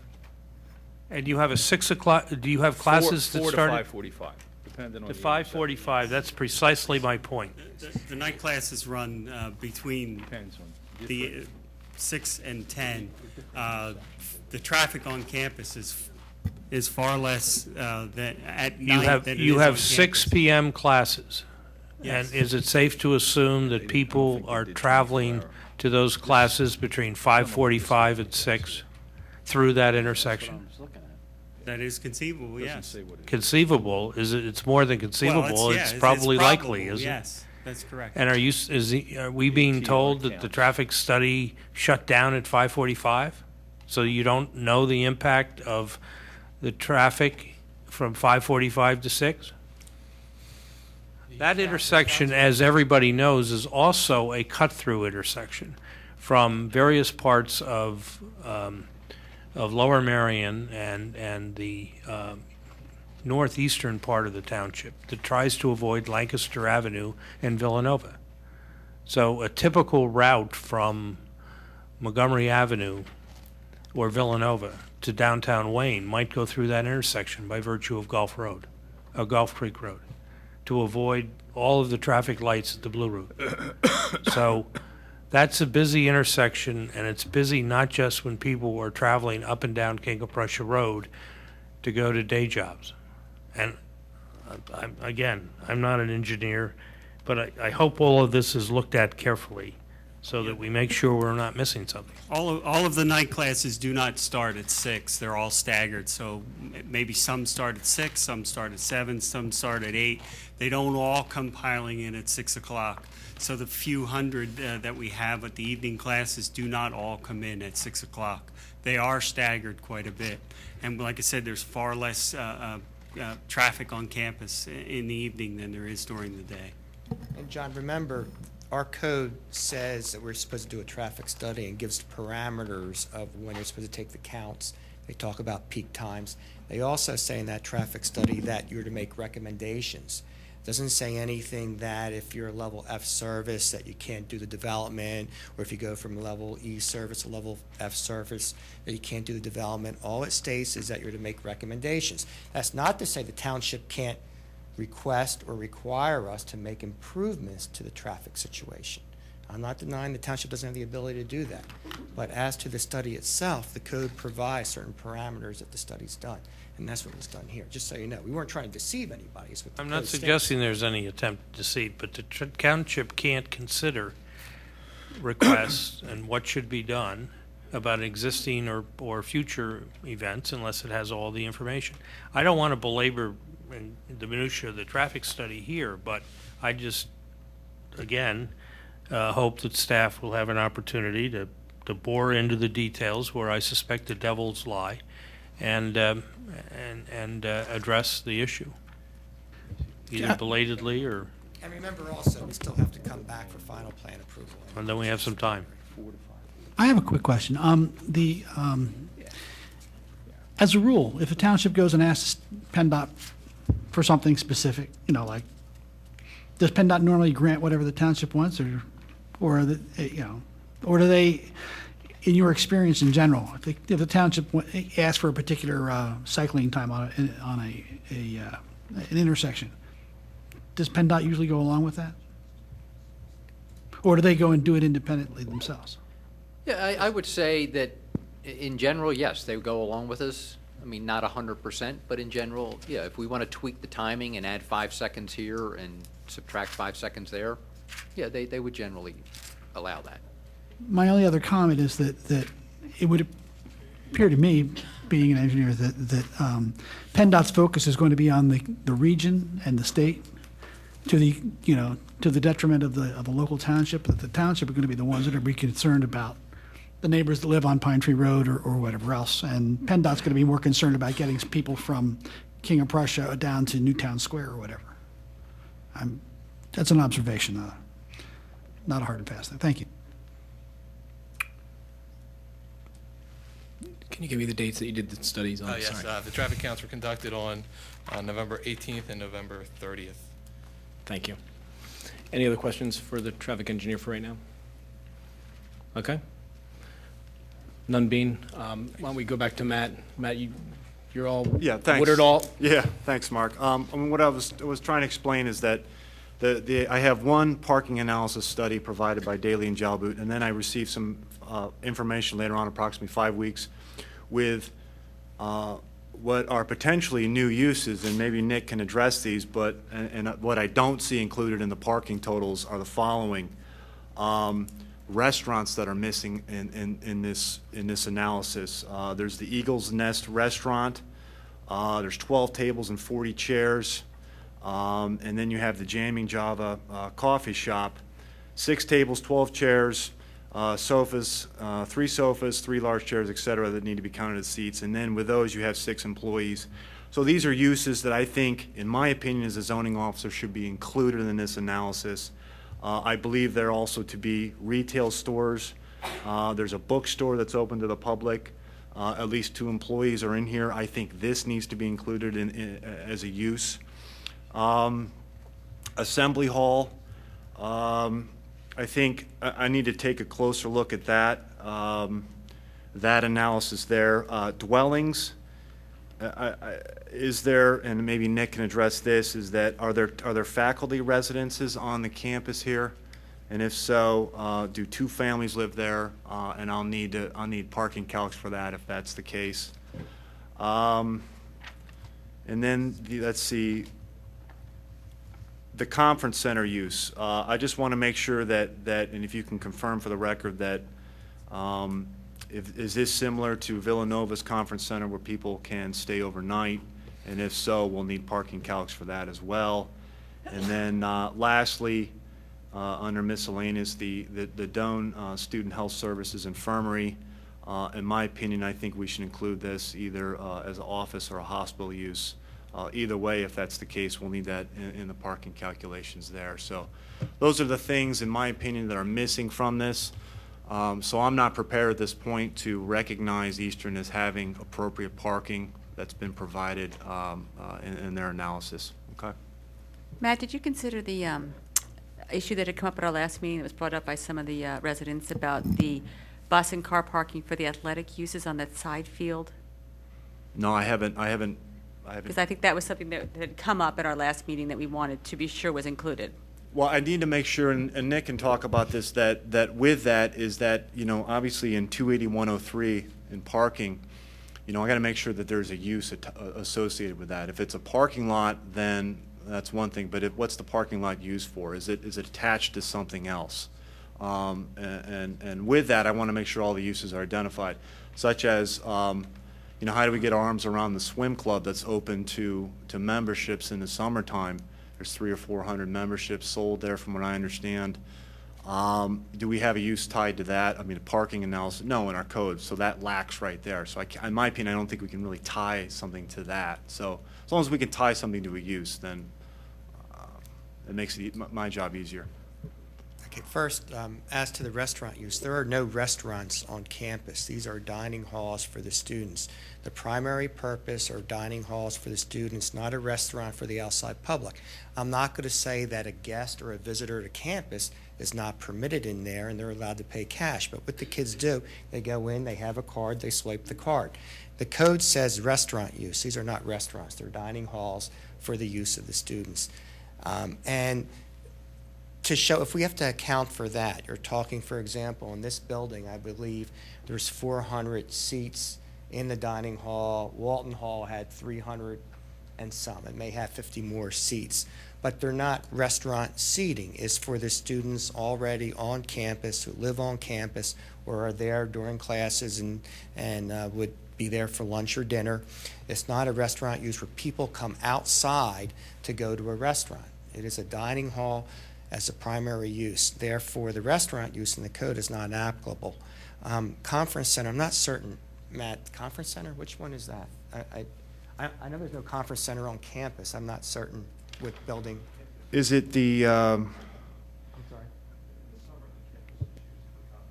Yeah, but I don't think. is there no conference center? Okay. Yeah, it's not like, Then it's great. not like the Villanova Conference Center where you have like the rooms, hotel rooms. Yeah. Fair enough. Okay. And the other one, again, is an infirmary, and it's an infirmary for students who are already on campus. It's not like a hospital where, again, people can go into the infirmary, outside people. It's just for the students who are already there on campus. So it's not really a hospital use. I don't know what other, this is the first time, of course, that I've heard these comments from Matt, so. Yeah, I wanted to wait. It was, I was going to bring it up in December. Obviously, the meeting was continued, but I wanted to bring this up publicly, so we can have this dialogue. And we can talk further with Matt about it. As I said, I would, again, I can call him and find out the issues that Like he just in raised. this regard, zoning is out of the purview of this planning commission. That's strictly a zoning, and Matt, as a zoning officer, is making a determination, I'm assuming, as to that he does not feel that your parking requirements are in compliance at this point in time with the zoning code.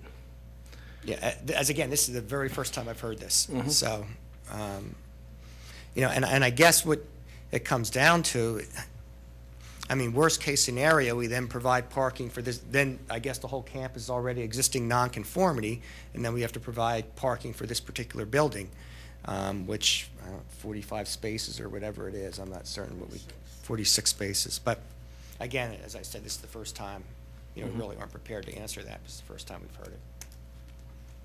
I have a quick question about the buses. I think that's a red herring. I suspect I know the answer. Does the school have a policy which it articulates to visiting teams about where the buses are to be parked. And I assume that that bus on Eagle Road was parked there because the driver thought it was, It's mistakenly not a thought scenario it. that we advocate or anything. Well, do but you we- have specific yes. instructions? Yes, we do, and during the last large construction project, we had made provisions for buses to come in and go down and park in front of the new parking lot in front of Doan, and you asked us to put signs up there that say, bus parking, please don't leave your buses idle and stuff. And we also put no bus signs at the entrance to the gym. So if somebody's there, they're getting there not by our instructions, because we do. Well, I give them assume you also explicit- have the power to move them, right? I mean, you could Well, ask true, one of your. when we do discover them, yes, that Yeah, is your correct. security people to make sure that the bus is tucked away someplace with its engine off. That is correct. Mark, I just have a procedural question. I count by Matt's definition 8 separate dwellings or buildings that have come into question with parking. That's a zoning issue. That's not the purview of this board. Can staff and the applicant go back and identify those buildings? And also, I do agree with the swim club being an ancillary use, which probably, knowing how old that club has been in existence, has never been probably calculated in terms of the parking requirements. Can they go back to staff and identify those buildings that have to be counted in the parking ratio? I mean, That's what I was alluding to earlier. I mean, I think that, with the parking at issue right now, and with now looking at if they have to add parking, this plan has to be redone with new parking. The swimming pool's only open in the summer hours. We don't have it open during the school year, except for the first few days before Memorial Day or Labor Day. No, we understand that, but overall, with the parking issue now being that it's our zoning officers feeling that it is not in compliance, therefore, obviously, there needs to be some redesigning done with regard to additional parking, or if not, going to zoning to get a variance for that parking.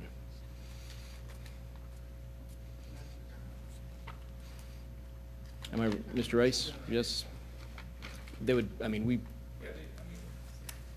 I'm looking at their parking count here, and it's based on some general categories of office areas and some of the existing provisions, but there's no delineation in here as to what's actually occurring on some of these. It says ground floor, first floor, second floor.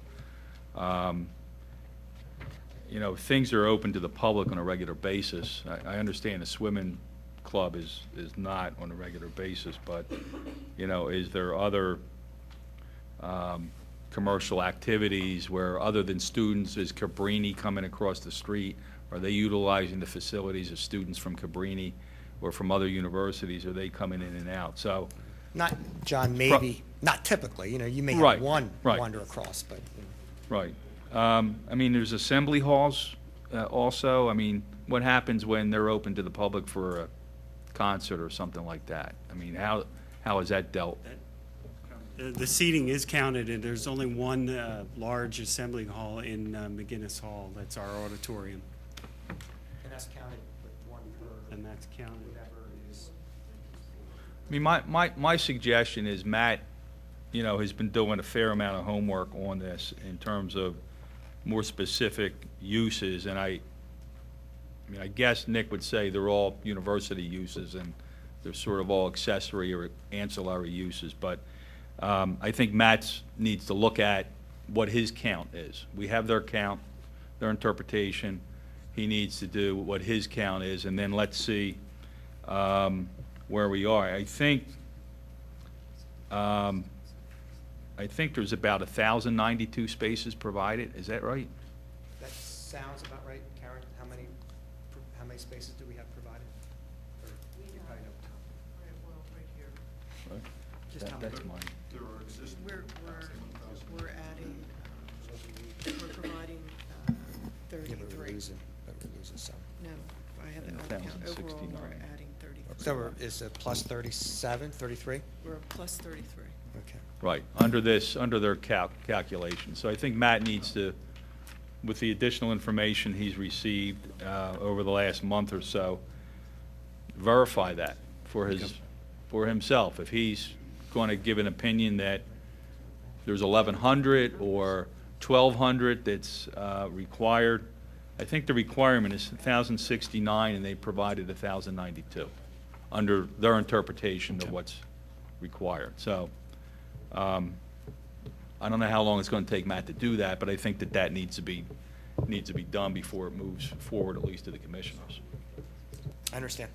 Okay. As I said, because we're just getting some of this Understood. now too. So. Understood. Are And there so any? I guess I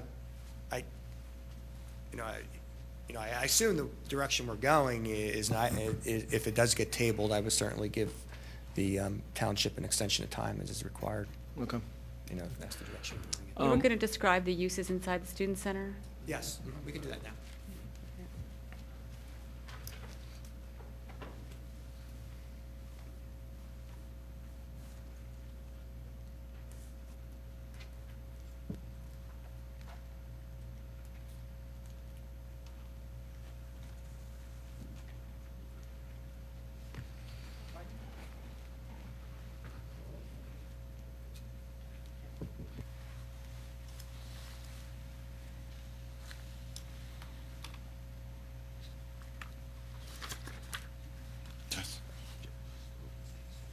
That's all we did.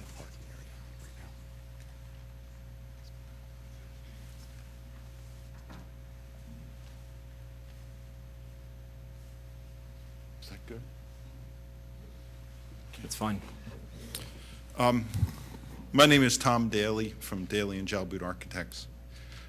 These are architectural drawings that we prepared for the meeting we had with the neighbors on December 15th when we presented the Student Center, the current master plan, and the West Campus. In this plan that we're showing, it's a schematic plan, we're showing the main level of the Student Center. The Student Center is proposed is 3 stories, 3 levels. It's 2 levels from what I will call the front on the south side, on this side, and it is 3 stories on the north side. The building is banked, and there are retaining walls. So the middle level is the main level, and this would be the main entrance. The parking lot adjacent to McGinnis Hall, here's McGinnis. This is the parking lot that's existing, that the proposal is that we modify the lot. We've reduced the number of parking spaces in the lot by adding landscape islands and by separating the pedestrian pathway from the vehicular pathway that circles through the lot now. On the main level of the building, as you enter on this side, are lobby space and a coffee area for students. There's a TV room. There's office space, administrative offices, vice president's office is located here. In this corner is a small chapel that has seating of 50, and lavatories and balcony seating that oversees the lower level of the main dining hall. So those are the facilities that are provided on this floor.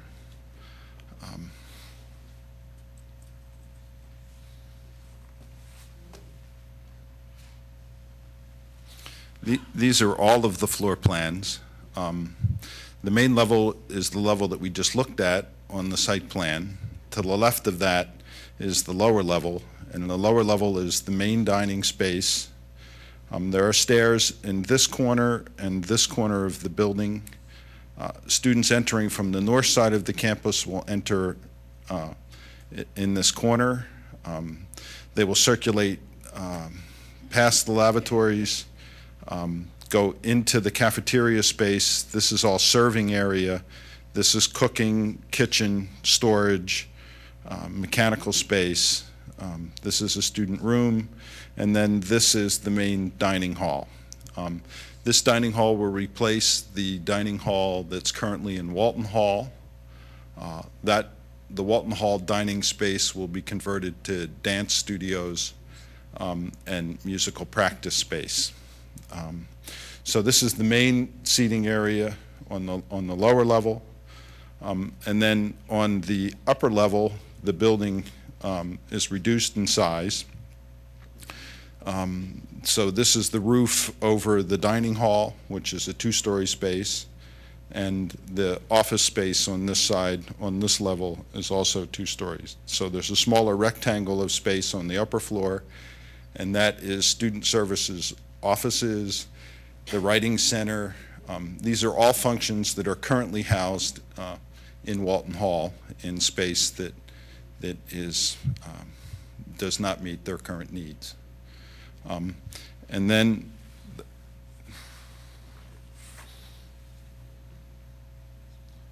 these are massing studies that our office has prepared. This is looking from the roof of McGinnis. This is the pedestrian path. This would be the main entrance to the student center. To the left of the main entrance is the 2-story dining hall space. The current proposal is that there will be a green roof on top of the dining hall and a green roof on top of the lower office area. And so then the taller part of the building is 2 stories on this side. If we go to this view, which is an aerial view looking back towards the core of the campus, this is the dining hall space that has glass walls that open onto this terrace.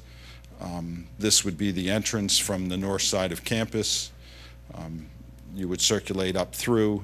The materials we're suggesting would be brick that would match the brick that is part of the library expansion that was completed several years ago. And then this is McGinnis in the background. The view in the lower left-hand corner is looking directly from the north. This is the library behind, green roof, and the block in the center. The service drive comes down around the back. There's a retaining wall so that the service area would be hidden from the main parking lot and from the circulation area. And then in the lower right-hand corner of this board is an axonometric drawing showing the 2-story dining area and the main level, the gathering, the coffee space, and the lobby sitting area, and support offices, and the chapel in the corner that will look out into the woods. And that is the basic layout of the building. Are there any questions about? Yes, the balcony, that's just seating for dining? Yes. Okay. And the square footage of the dining, basically there's 2 uses here, if I'm correct? It's dining and administrative offices? Is that 2 main uses? Is yes, it's office space and dining and lobby space, student activity space. The student newspaper will be based here. And that's replacing those functions which are held in other buildings now, is that correct? Almost all of these functions are currently housed in Walton Hall, which is approximately 40,000 square feet, and that's approximately the size of this building. Okay, so there's no additional square footage, so except, well, there's additional square footage, but not for use standpoint, but then you're going to convert the 40,000 feet of Walton Hall to studio space for the arts, is that? That's correct. The current proposal is that will be music and performing arts. And where is that being housed now? They're currently housed in Workman Hall, and the dance is currently housed in the athletic center. Their dance studios are located there. And how does the square footage of, so the arts are going to pick up 40,000 square feet. How much space are they vacating?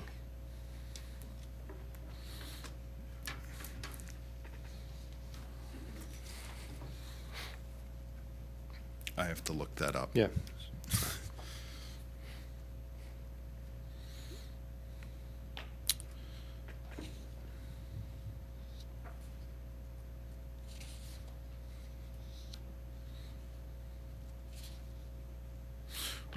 Workman Hall currently is a total of roughly 8,040 square feet.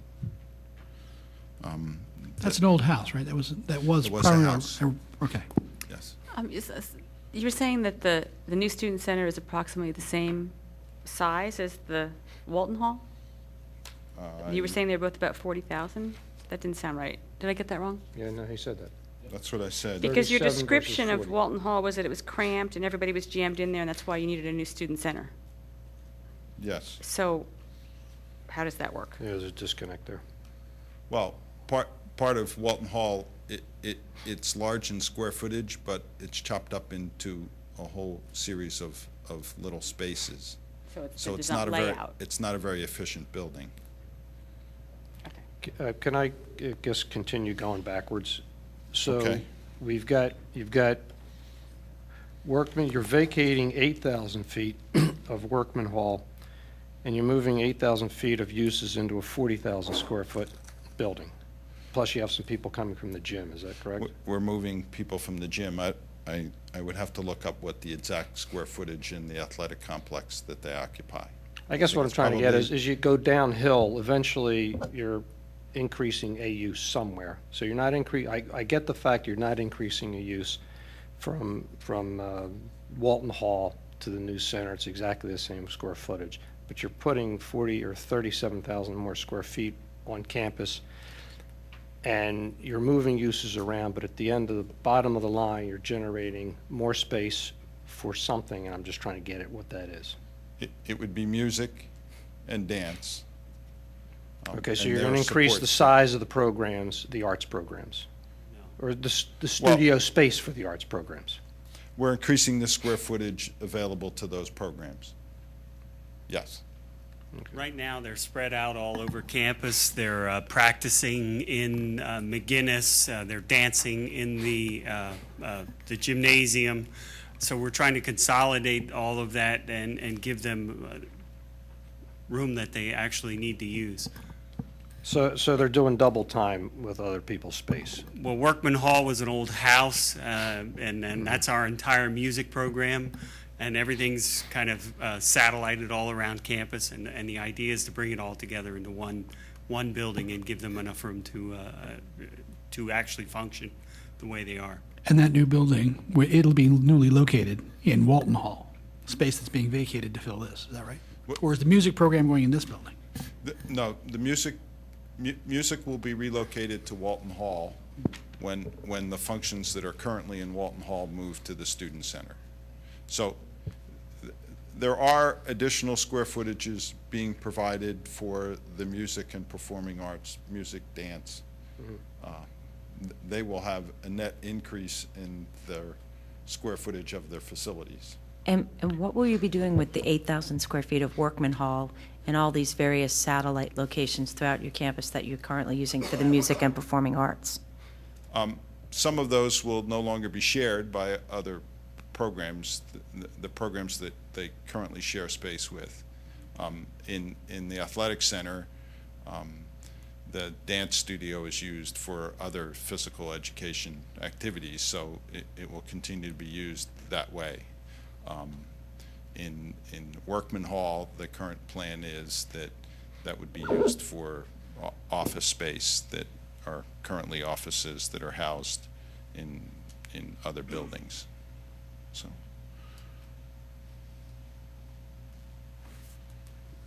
I assume the dining facilities will be larger than they are now, right? There will be an increase in the seating in the dining facilities. Currently, the dining hall is overcrowded in the lunchtime period, so. And you're serving areas and stations that I assume they'll be larger and more elaborate, right? They'll be, yes, they'll be larger than they are.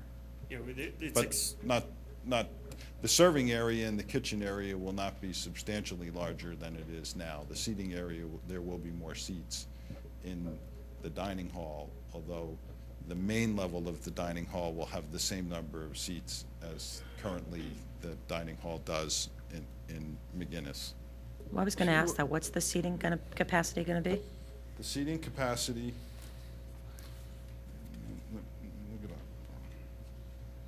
The proposed seating capacity, including the balcony, will be 572 seats.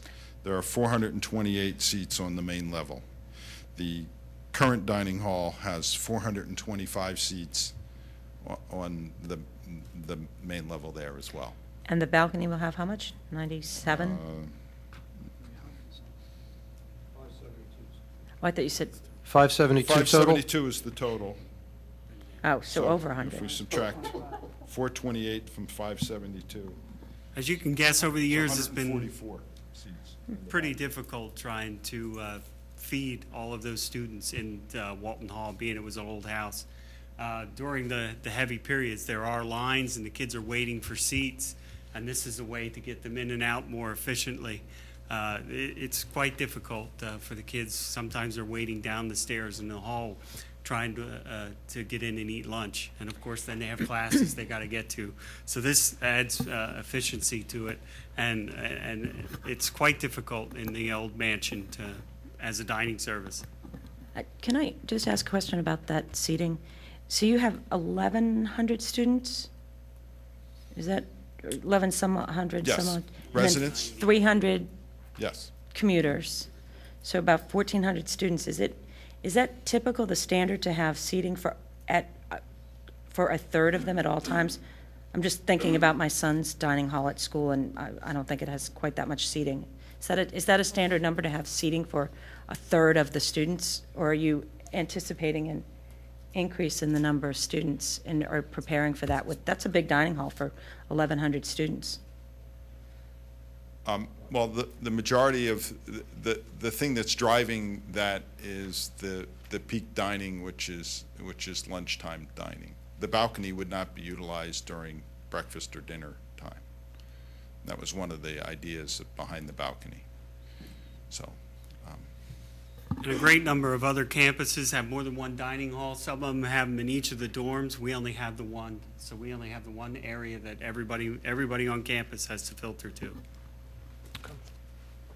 When you move the dance, I'm over here. When you move the dance and music programs into Walton Hall, you're going to have more space in there. Are you going to then use that as an opportunity to increase the number of enrollment in those programs?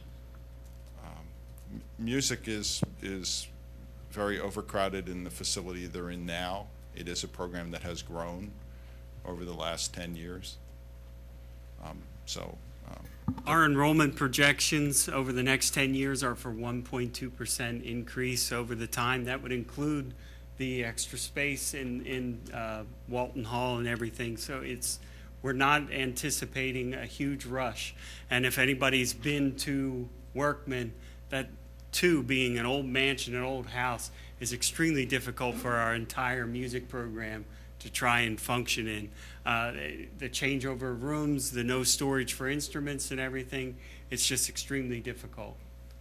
And the entire Walton will not be used for the music, because some of the first floor is going to remain as it is when you walk in the glass doors. So it's not the entire 40,000 square feet. We're leaving the copy center, and the mail center will stay in Walton, as will the little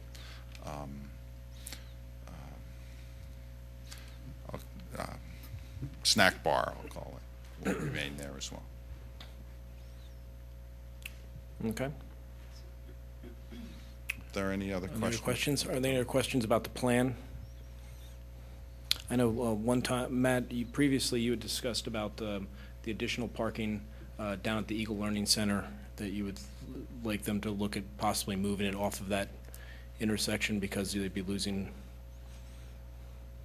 Well, it just becomes an exaggeration of an existing problem, because that entrance is where the traffic backs up along Eagle Road. And I think that's probably a discussion after the applicant meets with Matt to determine. But I wanted to, yeah, exactly. I do believe it's a discussion after the applicant meets with Matt, but I know that there is a concern on this. There is a concern on this commission about because I know that you redid the parking and added it on the Eagle Learning Center down in that lower right. Yes, thank you. and I know that Matt and I think a few other members of the commission expressed We some don't have to, concern. if you just want to see what it looks like, we can show that to you and, Absolutely. good, go ahead. This is our diagram of that lot. I also brought some photographs. Currently, at this location is a very small lot. It parks 4 cars, and there's a turnaround that's located directly in front of the Eagle Learning Center as a drop-off and pickup point. The majority of the traffic in and out of the campus utilizes this main entrance, as you all know, here off of Eagle. We're adding this lot to meet the numbers that we're removing parking spaces from the lot adjacent to McGinnis. So we're losing, I think, approximately 17 parking spaces as part of that development. So we need to replace that parking. We looked at the request of the township, we looked at the parking, and it was the first time in any of the projects to date where we did a parking calculation for the entire campus using your code to determine the number of parking spaces that were required. We did that, we reviewed that back in October with staff and then made a formal submission of that. And so I know there's some questions tonight about how we did that and what areas we should look at to possibly add additional cars to the count, which I think we will do. When we did that, in the original plan, we determined that I think we needed to add 4 parking spaces. And then we did a calculation based on the number of parking spaces for the student center. And when we did that, we came up with that the student center required 46 parking spaces. But we had a surplus of spaces based on the code on the campus, so we were short only a few spaces. When we removed the additional 17 spaces to make the improvements to the McGinnis lot at the township's request, then we had a deficit of, I think, approximately 20 parking spaces. So we constructed this lot. We built the lot out. I think it's approximately 30 spaces. This is an architect's drawing, not an engineer's drawing, so it's schematic in nature. Karen has the detailed drawing of it. So we also, I took these photographs yesterday in the winter. Get that to stop moving. And the column of, I'm sorry they're not really very good. This time of year, the sun angle is such that the photographs were taken late in the afternoon. The left-hand column are photographs looking from looking west. This is the main intersection. This is King of Prussia and Eagles over here, and this is the sign that currently is at the corner, and Cabrini's sign is on the other side of Eagle Road. This is the Eagle Learning Center. In this next photograph down, there's a car that's shown here, and then the bottom photo is looking straight into the site, and there's a car shown right here. And the area where the parking lot would be constructed is this lawn area. If you look at this bottom photo, this is the turnaround loop and the 4 parking spaces that exist now, and this is where the lot would be constructed in this grass area. The top photograph is the berm that is adjacent to the main entrance to the campus, and here's the car located here, this car. The area currently, there will be no trees removed to construct this lot. There'll be some grading work, not significant, and as part of this plan, an evergreen buffer would be constructed around the lot so that the lot really would be hidden from, in all of the views shown here from the exterior, from either Eagle Road or King of Prussia Road. The lot will really not be seen in the winter months. In the summer months, you really can't see the lot now, or this lawn area, when vegetation is on the wooded area that surrounds this now. The lot is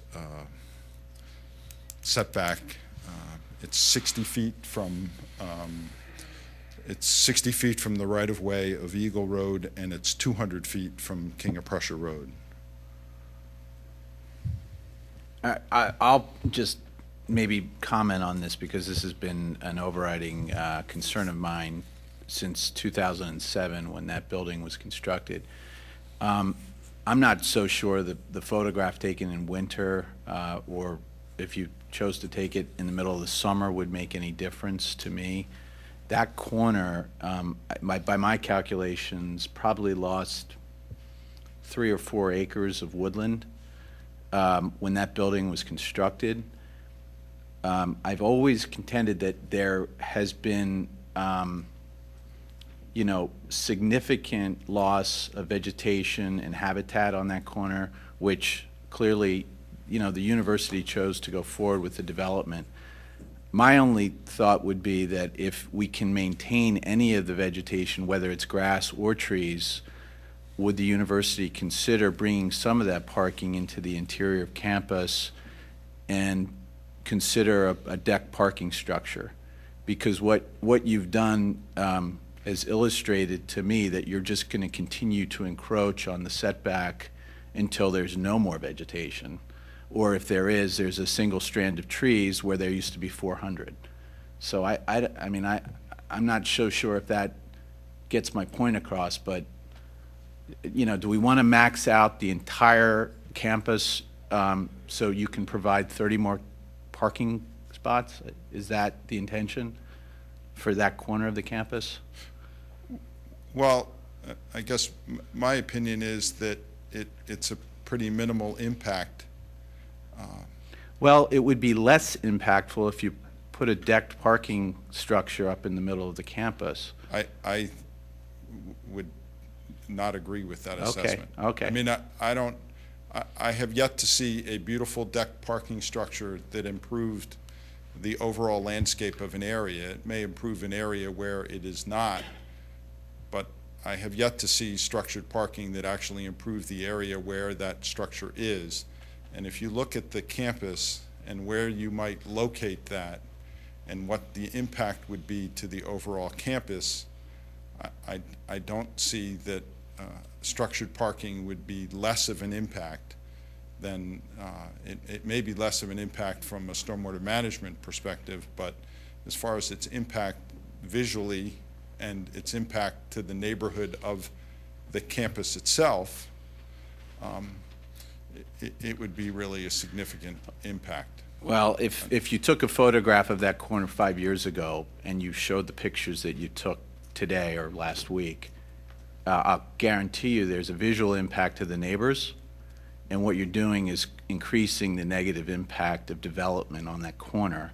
And all I'm saying is if it obviously depends on where your perspective is, but if you're in the interior campus and looking at a deck parking lot, yeah, you may lose some of your view shed or something, but on that corner, you're just continuing to develop to the setback, which is going to continue to create impervious surface, and it seems like that could go to the interior of the campus. I have a question on that same order. Earlier I heard that the township's forcing you to put that parking there. Do you want it there? Do you want that parking there? If there wasn't an ordinance requiring it, would you be showing it on a plan right now? Wherever we provide the parking on the campus, the parking will be utilized. There is a need for parking in this area of the campus, but not let me just, the initial plan did not show that parking, if that's an answer. It's only when this whole parking issue came to surface that the plan now shows. So if this parking issue goes away, in other words, you could go for a variance to get rid of that parking? I mean, the township caused this, in other words. You don't really care to have that parking there. I'm just trying to understand. I mean, if you don't care to have it there, maybe we can find some other place where you can put it on campus. But if you want it there, then we shouldn't be wasting our time trying to do that. I mean, It seemed to us that it seems was to a me that minimal impact to the campus. I will say, as a person that cares deeply about the campus, this parking lot, which really was forced to be here with the previous project as it related to setbacks and wetlands, has really not improved the quality of the campus significantly. And partly because it's a larger lot, and our preference would be to have a series of smaller lots around the campus that can be landscaped, so that the overall impact of the car and parking is minimized throughout the campus. Well, how many spots are up in that location? This location? Yes. It would be a total of 37. It could be less than that. And aren't you, by your own calculations, at least in your own mind, 33 or 32 spots over required? The required? We're maybe 20 over. What's required? Yeah, 23. 23 over. So you wouldn't have to build that full lot? Numbers that we Right. I mean, part of it was that Well, what I'm trying to get at is if you're 23 over, would you consider cutting that down? we could reduce the size of that lot. Okay. Partly it had to do with making a lot as efficiently as you can make the lot is part of why we showed it that. Just trying to understand if there wasn't a need from our standpoint, from the township standpoint on the parking, would you do away with it? I guess Yes. is the question. You would? Yes. Okay. Fair enough. That was the question. Any other questions? Okay. Public comment?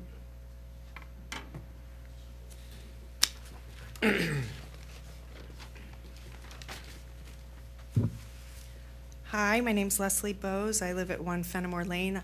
I'm a neighbor of Eastern College. I've been there since 2002. I witnessed the new, all these new buildings, the new athletic fields. I have to tell you, there's been massive changes in my neighborhood since, in the past 10 years. And you've been spending a lot of time talking about a traffic study and how this all is going to impact the traffic at the corner of King of Prussia Road and Eagle Road. And I'm, going to stand here and urge you to make that even worse. Because as that intersection gets worse and worse, our neighborhood becomes, one, a cut-through, because people want to scoot, miss all that. And so they run down Shimoni. And, that road has changed drastically with the growth. And in addition, they have a substantially sized parking lot that is served only by going through a little 6-house road. Fenimore Lane is a tiny little road. It doesn't have a line down the middle. It's got a 20-mile-an-hour speed limit. That's the only service for a parking lot that is next to the athletic fields and the swim club. It's like salami slicing growth is what my husband calls it. When when one of my kids asks for a little bit, and then a little bit more, and then a little bit more, and then a little bit more, and before you know it, you've given away the whole kit and caboodle. And that's what this kind of growth has been. I've been asking for this relief at every turn. I've asked that this parking lot make them contain their traffic. Make them route that parking lot. I think there's probably a map here. I know you guys all know which one I'm talking about, yes? Yes? Can you point it on that map, Leslie? It's right, No, that's not- their. It's not on that map. Oh, okay. It's the parking lot for the gym. It's the parking lot that sits right by the athletic fields that now, every weekend, they lease out to, whatever whatever athletic group they want to, right, that's the parking lot. That's a big parking lot. Oh, and it looks like they're adding 50 spaces to it, so that's even worse. You know, I've asked, you know, when they were building up here, I asked when they were buying that new house, the Dr. Mayer's house, you know, asked at every turn, give us some relief. When these parking spaces get filled up, the kids scoot around down Eagle Road, down Paul, through Shimoni, right down my street to see if there's a space down there. I asked them to make that lot only for residential students so that that would cut down the traffic because the kids who live there don't come in and out so much, and they didn't do that. They made it no residential students can use that lot. So that lot is entirely a commuter lot. The growth, yeah, the growth is not going to stop. The growth is going to continue. We've already seen that. Now we've got another 90 students. You know, my neighborhood needs some relief because the school is changing in its size, it's changing in its dimension, it's changing in the kind of, you know, people that they have in. It's becoming a space that is commercially leased all summer long. My neighborhood, we get signs planted by people that we don't know who lease their space, giving them signs posted directing them up my road to use that parking lot so that they can get to, I mean, I don't know, I'm sure that Eastern probably has a clause in their agreement that says they're, you know, renters are not allowed to do that, but, you know, they do it, and it's not enforced, and I have personally ripped signs out of my yard directing people down my street to that parking lot. Now, every time I've asked for this relief, every time I've asked Eastern to consider it, I've had conversations directly with Eastern and Eastern personnel. Every time, the only answer is it would be way too expensive. There are wetlands. It would be very difficult. It would be very difficult. But you know what? I'm like having less and less patience with that because how much money are they spending on this? Whatever they want to spend money on, they find the money for. They, you know, those turf fields weren't cheap. They've got another building going up. This building, I haven't tallied up what all they've spent, but this building stuff up here, they're spending money hand over fist growing their campus and growing their facilities. And, you know, there seems to be some reluctance to spend whatever money it takes to contain their campus and minimize the impact of all that growth on my neighborhood. I understand it was there before I got there, that entrance, but it was a different school when I got there. And they just keep growing and growing and growing. So I'm really, I think it is feasible. There are bridges all over that campus. I know you can cross a waterway if you desire to cross a waterway. There has to be ways of connecting that roadway and closing off that access. There's no reason why, you know, a commercial parking lot has to be accessed through a little neighborhood like that. So thank you. Thank you.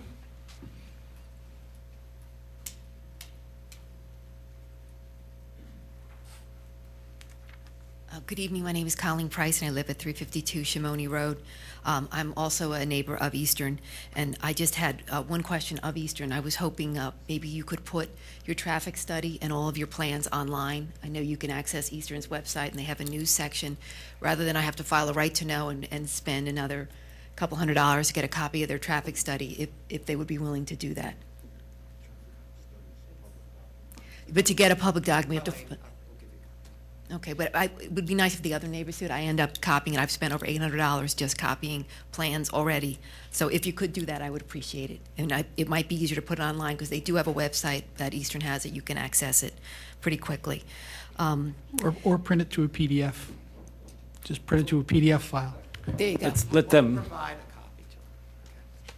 But I mean, I would like everyone to have it, not just me. Then you can distribute a copy. Okay, then I'll scan it and send it to the neighborhood. And I did have I mean, the big elephant in the room here is they don't have any parking. They're already 150 parking spaces short on their main campus, and they're coming in saying we can build this building and we really don't need any more parking. The restaurant that they were talking about, I've been in there. Anyone can go in and just buy something. It's a restaurant. While I was in there, I saw a student meet with their tutor, who was just an outside person who came in, got a cup of coffee, and sat there and tutored with them. I saw a woman bring in her baby, and she met her babysitter there. It's open to the public. That's what that is. It's like a Starbucks. There's a Jam and Java place that is absolutely a Starbucks. It is not a cafeteria. That calculation has to be included in the parking. And the incident with the bus parking on Eagle Road, that wasn't to say, you know, we could address that and the bus driver maybe made a mistake. There was nowhere else to park on that campus that day. That was a soccer game. It was a whole lot easier. The bus would have parked down by the soccer field if it could have gotten in there. They are jammed. They are over capacity in terms of parking. And again, the swim club, in the summer, they've got 300 or 400 families. I don't know how much parking you need for that. And on top of that, they lease the entire center out. It's a conference center. They have some event where the signs go up in Korean. There are more people there for that 2-week period than there are when the school's in session. And it goes on all summer long as a conference center. And the whole idea of the student union building, 572 seats, they're adding more seats to the dining hall and saying we're not going to add any more students. It just doesn't make any sense. We had a neighborhood meeting about a month ago. They told us on average they had about 32 students a year. So over the next 10 years, that's 320 more people, and they're not accounting for them. They're all going to go to the Student Union Center. They're going to go there for the public events, for the movies, for the lecture hall, for all that type of thing. I mean, by their own numbers, they're saying a minimum of 32 a year. On top of that, they're adding 1,700 people, they think, by 2020 for online learning classes. Now, I have a friend who was going to take the online classes, and she was told, in addition to the online classes, you had to come on campus at least 4 times a semester. So there's 1,700 people coming to that campus 4 times a semester that haven't been calculated. And the parking study obviously has to be really addressed, and the whole traffic idea. I mean, that it can't stop at 5:45 because that's when it starts getting busy at night. And definitely the impact should be really addressed on what happens on Eagle Road and Pine Tree because that's where the residents are. And my final point would be I was hoping we could get this plan referred to the Environmental Advisory Board. I know the first plan that came in, they were building in a floodplain. They actually said it was a sad canard that they were building in a floodplain because the township had not given them, they just followed township guidelines. Now, I think if they have an engineering staff, they should know that they're in a floodplain. So I would be a little suspect of any plans that they give us, and I would hope that maybe the Environmental Advisory Board could weigh in on that. That's it. Thank you. Thank you.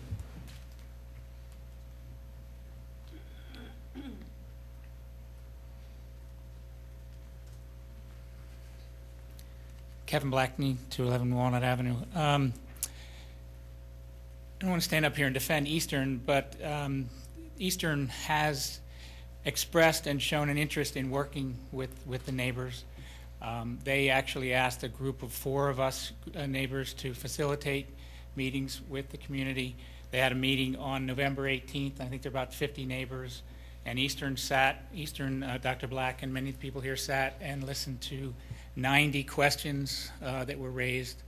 They responded to each one of those questions in writing, and then, as Colleen mentioned, on December 15th, they presented some revised master plans.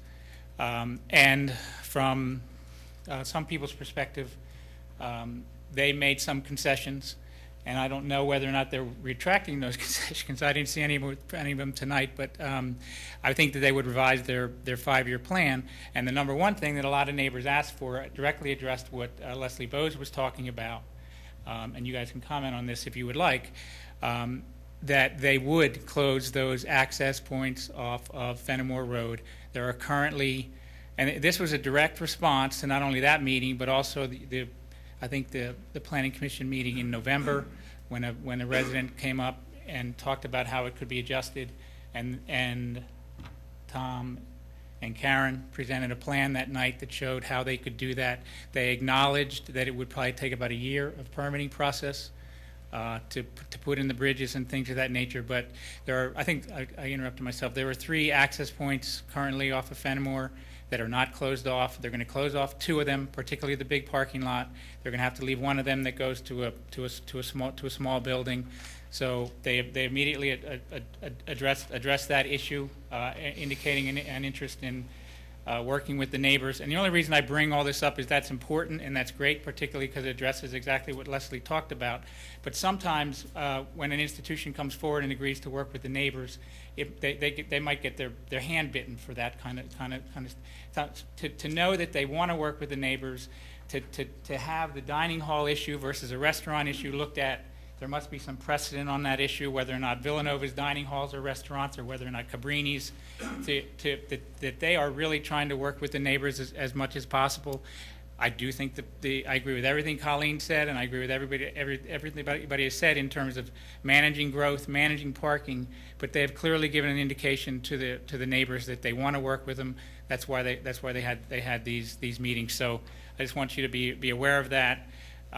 They have given every indication of trying to work with the neighbors moving forward. And I'm disappointed personally that they didn't present the closing off of that road this evening. They may have their reasons for not doing that, because that was a major concession that has been made and shows that they're willing to do that. The parking numbers, they need to work those issues out. So thank you. Thank you, Kevin. Yeah, and just to add on that, that is part of a revised master plan that is being submitted by Eastern, which would block off the gym entrance there. I think Tom may have. That's why I was kind of surprised Leslie came up and started talking about that, because I thought that Eastern had agreed to do that. So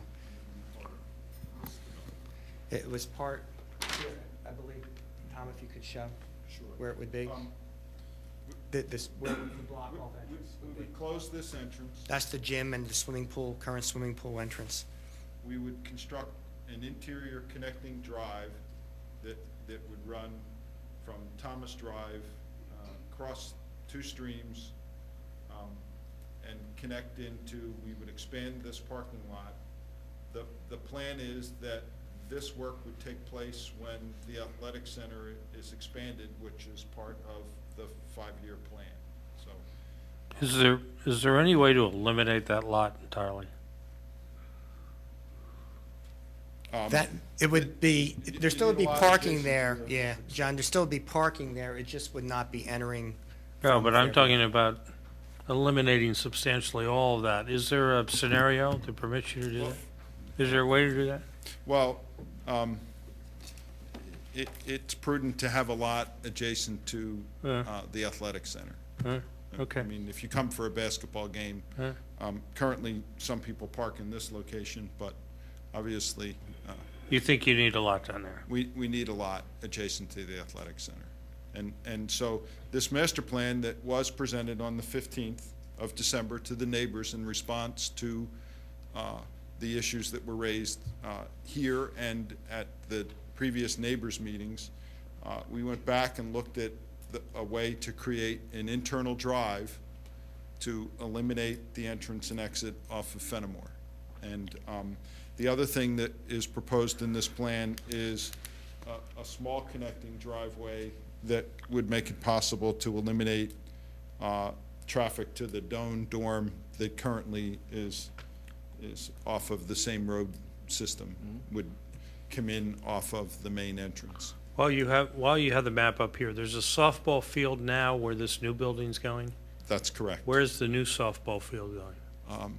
Eastern is investigating options with Valley Forge Military Academy's campus to utilize space there.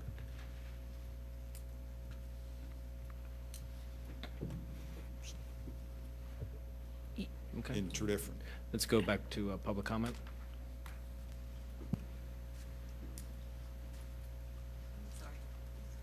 I'm back again. I mean, I do appreciate that Eastern has been meeting with their neighbors, but they are obligated to do it under the code.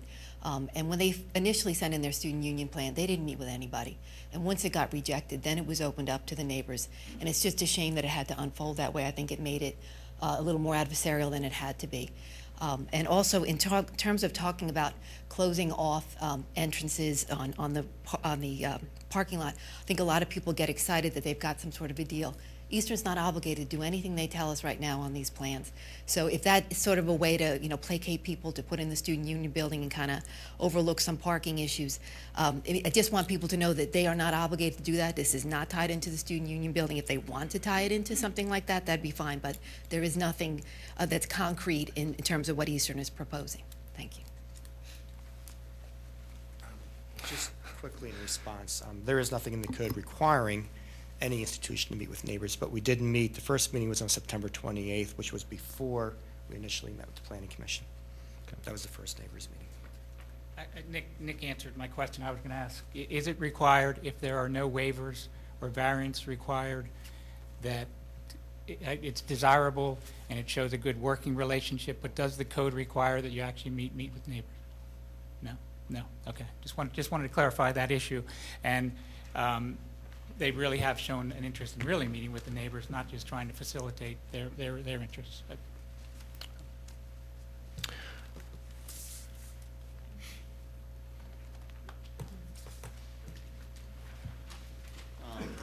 My name is Brian Edmonds, and I'm at 23 Fairview, one of the neighbors that's really adjacent to, I guess, the north end of the Eastern campus. So I would like to, I guess, thank Eastern for having those meetings.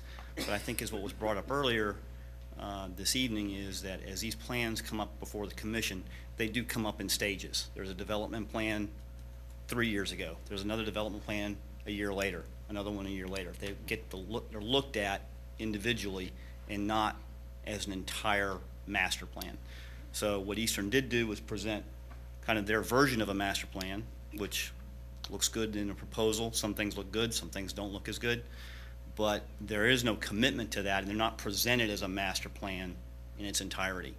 So while they are addressing maybe some of the issues on Fenimore and Fairview from a traffic pattern to that parking lot, there are other parking lots that are in that master plan that impact traffic and impact the neighbors, as well as potentially increase some of the traffic congestion that we just talked about on Eagle Road.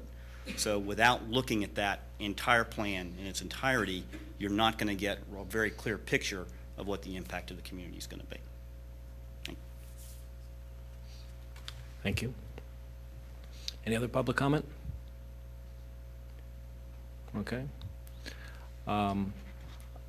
Nick, I believe you're agreeing to an extension to work with. And I'll send a letter to Sue, giving the necessary extension. I believe it'd be, the next meeting is February, the first Monday, which is February,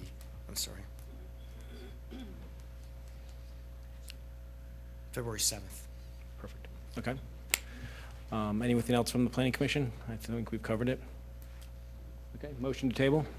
I'll make a motion to table SD 2010-D08 to the February 7th meeting. Second? Second. All in favor? Aye. Any opposed? Motion carries. Thank you.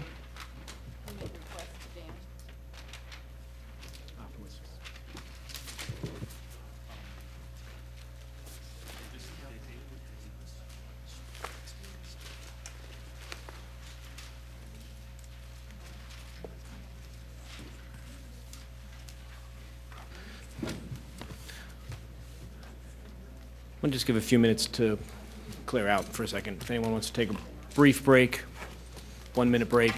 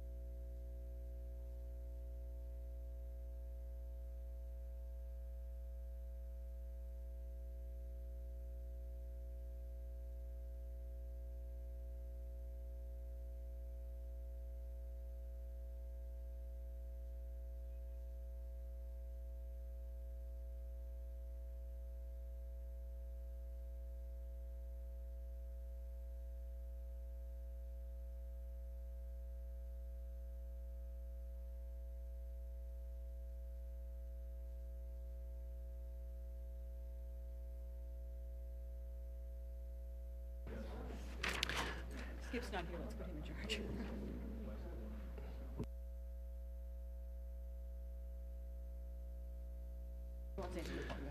We're good. Okay, I'd like to call the meeting to order again. Next on the agenda is a recommendation to the Board of Commissioners, ordinance amending Chapter 280 of the zoning code by adding definitions for student home and adding student homes as a special exception use permitted within R1, R1A, R2, R3, R4, R5, and R6 zoning districts throughout Radnor Township, and adding regulations for student home uses in order to promote and protect the public health, safety, and general welfare. This has been before us on 4 different occasions, I believe. This is the 4th time before us. I know that the last time we had requested that both Matt Bauman and our solicitor, John Rice, be present because we did have some questions. I'm just going to jump off on that regard. I think one of the main issues at this point in time with the student housing ordinance that is before us is currently it allows 3 students, and I know that the commission is somewhat split on 2 versus 3. And one of the things we wanted to ask John was, it was proffered that the reason it's 3 is the enforceability should it be challenged in court, and what your thoughts are versus having it limited to 2 as it is now under our code versus 3. Well, what we did when we put this together is we gathered other student housing ordinances, and all of them are at 3. And you know, it's just a judgment call. It's a policy decision. In looking at what the purpose of student housing ordinance is to and regulations, and we have some existing regulations, is to protect the neighborhoods from an increase or a consolidation of a lot of separate units, so that you have separation distances, you have some minimum requirements. If we're talking about single-family homes, most of them have 3 bedrooms, I would think. So I don't think you want to go over 3, but we wanted to establish 3 with at least I thought, and I think it would be more defensible. I don't have any specific case law that has said, or there's no rules in the MPC that say that 3 is okay and 2 is not. But just from a practical standpoint, the buildings that we're talking about where these uses would occur are going to be 3-bedroom homes. So, I mean, we can keep this at 2, and we're going to have an enforcement problem. We'll probably have an enforcement problem even with 3. One of the things that is proposed to be taken out of this is this idea that cousins can live together in a student housing, and somehow that's a family, and somehow that's exempt. I've eliminated, or at least I'm proposing to eliminate that. So it's students, whether they're cousins, unless it's a parent-child situation. There's some language in here that would be the only exception. We have, and Matt can speak to this, several student housing situations where there are 2 cousins or 3 cousins and 1 other unrelated person. So we have 3 or 4 that are in there. And then we have to try to sort out what degree of consanguinity are they between each other, and how are they related. So we get birth certificates, and to me, we shouldn't be in that business. If they're students, they're students, unless it's a parent-child and they're living in the house and it's an existing house, not being rented, but that would be the only situation, in my view, where if they're related, you may end up with more than 3. But we have situations now where we're really not able to enforce for a lot of different reasons. I don't think the regulations on the books are very good. It ought to be a zoning, whatever this ends up at, it ought to be a zoning regulation and not a rental housing regulation. The other thing I know one of the questions that has come up is, right now, the limitation is 2. And with the change, what happens if the people that are actually complying at 2 want to go to 3? I would suggest that that's a special exception.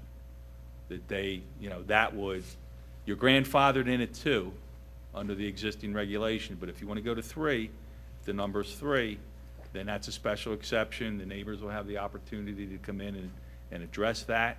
They'll have to meet the requirements of the ordinance, whatever they are, the setbacks, the parking, the buffers, and those types of things. So that's not in this draft yet, but that's something that we've talked about that would be added to this.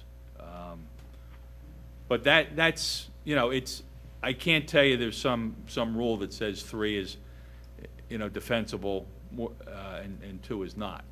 But I think just practically speaking, when you're looking at what's going on around Radnor and in other parts of the state, in other college towns, it's typically 3, is what I've seen.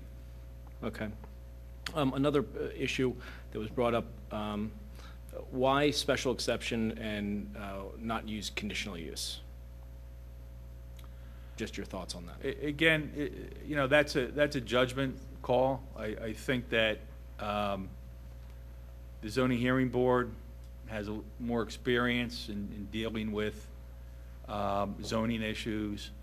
It's the same animal. A special exception and a conditional use are the exact same approval, except the board making the decisions different. The issue with the one issue with the conditional use is if it was a conditional use, it comes in front of the Board of Commissioners. What if the Board of Commissioners oppose the particular application? What that creates then is for them to, because I would have to sit with them as the hearing board, they would have to hire special counsel to take a position. I've done that. I've been in that position on more than one occasion. If it's a special exception application and the commissioners, for whatever reason, want to oppose that, it's much easier for me to go to the zoning hearing board, which I've done on their behalf on a couple of occasions, and oppose the application. There may be a special exception and multiple variances. And for whatever reason, the township, Matt may recommend it, the manager, the staff may recommend that we get involved in that application. It's a little bit cleaner to oppose something like that, for the township to oppose something like that when it's in front of the zoning hearing board and not in front of the commissioners. You can do it, and the case law says you can have special counsel in a conditional use hearing to oppose something, but it's cleaner in my view if you do that in front of the zoning hearing board as a special exception. I'm aiming all the legal one right now, since you're on a roll, John, so I'm sticking with you. Anything that's slightly legal. Another issue is, can you limit the number, and it was said as permits issued per year, but I don't think so. I think, you know, you have limitations in here that are physical built-in zoning limitations, the separation, there's some minimum square footage requirements, there's some setbacks, there's some other things in here that are going to limit the number of properties that can qualify. To put a sort of an arbitrary number on top of that, a use is a use. I mean, the regulations permitting the use are legitimate.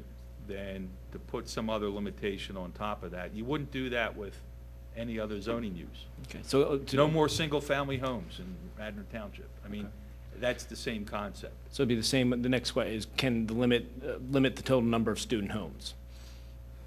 Correct. Yeah, I couldn't. No, I don't think that would be upheld. Okay. One of the other things, which I think is much of a more the legal bent, is can we require colleges to tell who and where students are living? I mean, I guess from my point of view, and I'll ask, you know, I have a child going off to college, and I've got a few friends that have schools in college, and who've got kids in colleges, and I'm dumbfounded that the privacy rights that are afforded to the students, that actually parents can't even get their grades. The kids, just so you know out there in TV land, as a parent, Yeah. you can't get your grades unless your kids give you permission when they're in college. Right. So I worry about the privacy rights on that. After they're 18, excuse me.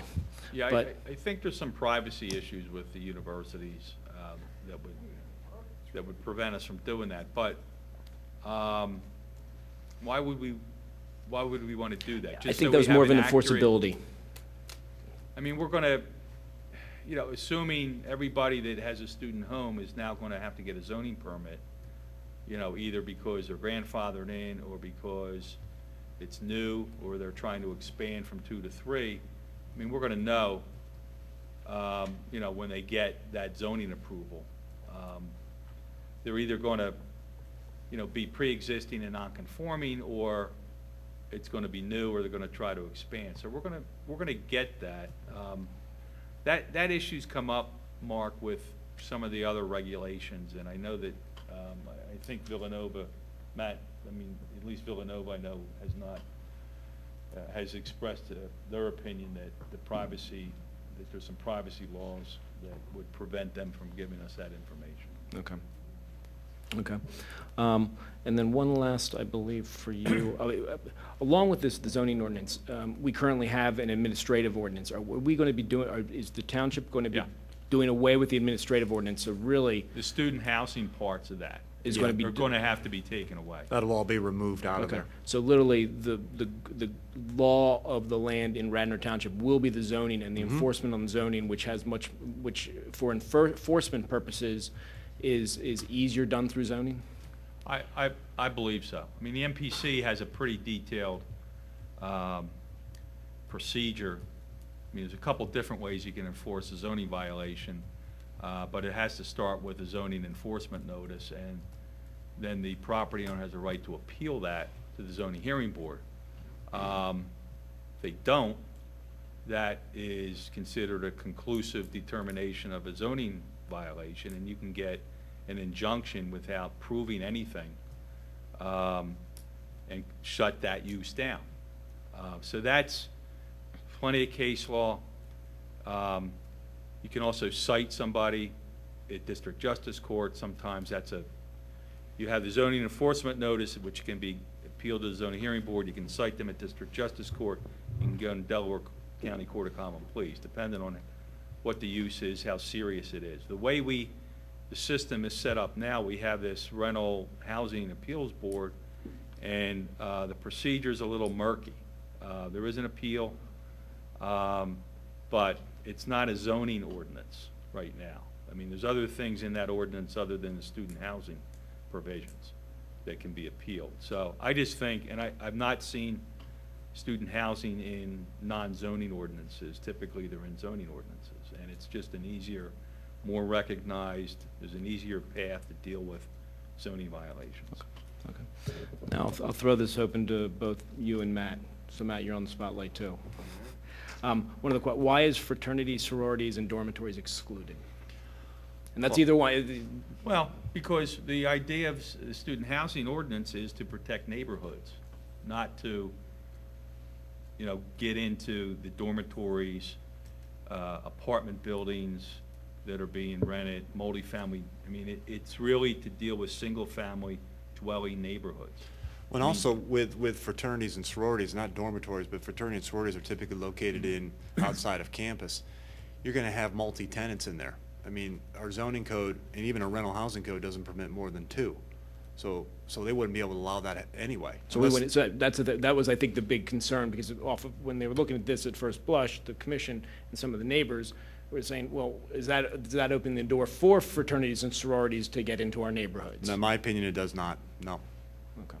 Well, they would have to be permitted under the zoning ordinance in some other category. I mean, right now, the universities are zoned institutional. Planned institution. Right. I mean, that would be an institutional use. As an accessory use to the primary. Right. So where does a mixed-use property fall in then? A mixed-use property? Look like a commercial on first floor? You know, residential on the second floor? Same requirement. They'd have, if this were to be adopted in their zoning code. Right. They would still have to demonstrate off-street parking, spatial requirements, 1,000 feet distance, et cetera. Student homes shall only be permitted within a single-family dwelling. I wouldn't consider that a single-family dwelling. You've got 2 uses. And we're not allowing in the commercial district anyway. Correct.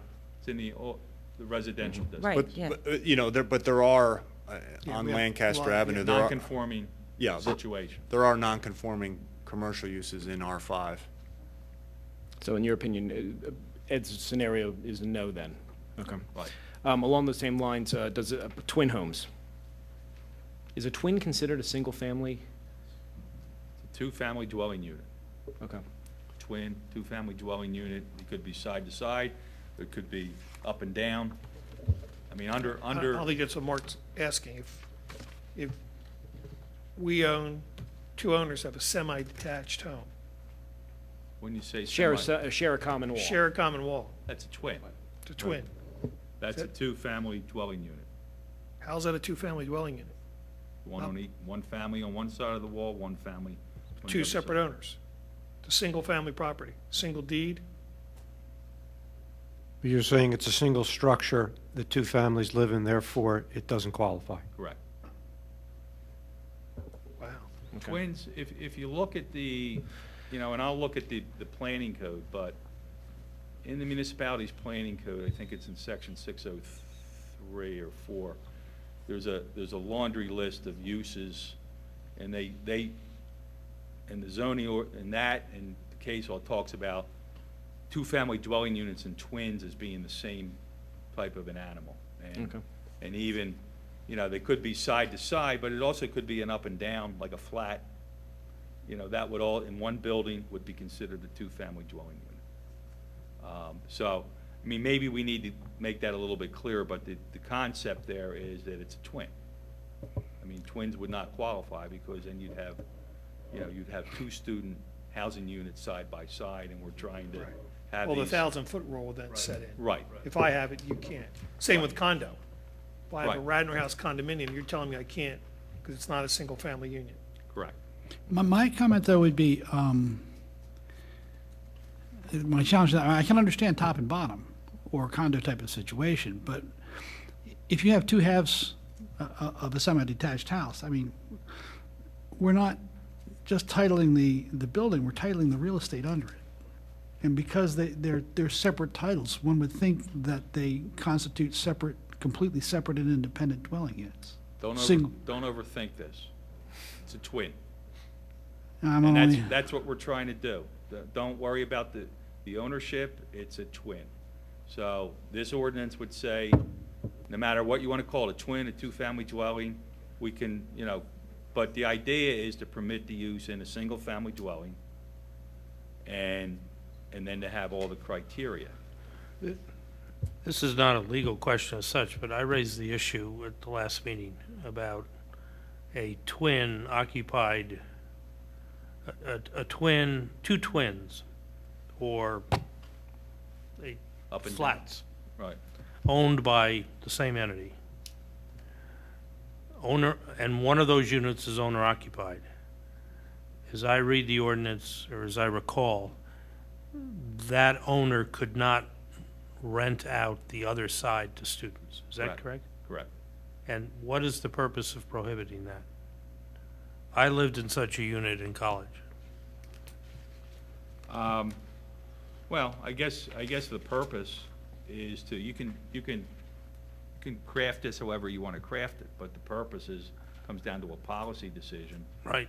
That What's- what you have is now single-family dwellings that students are renting or their parents are buying and then putting students in there.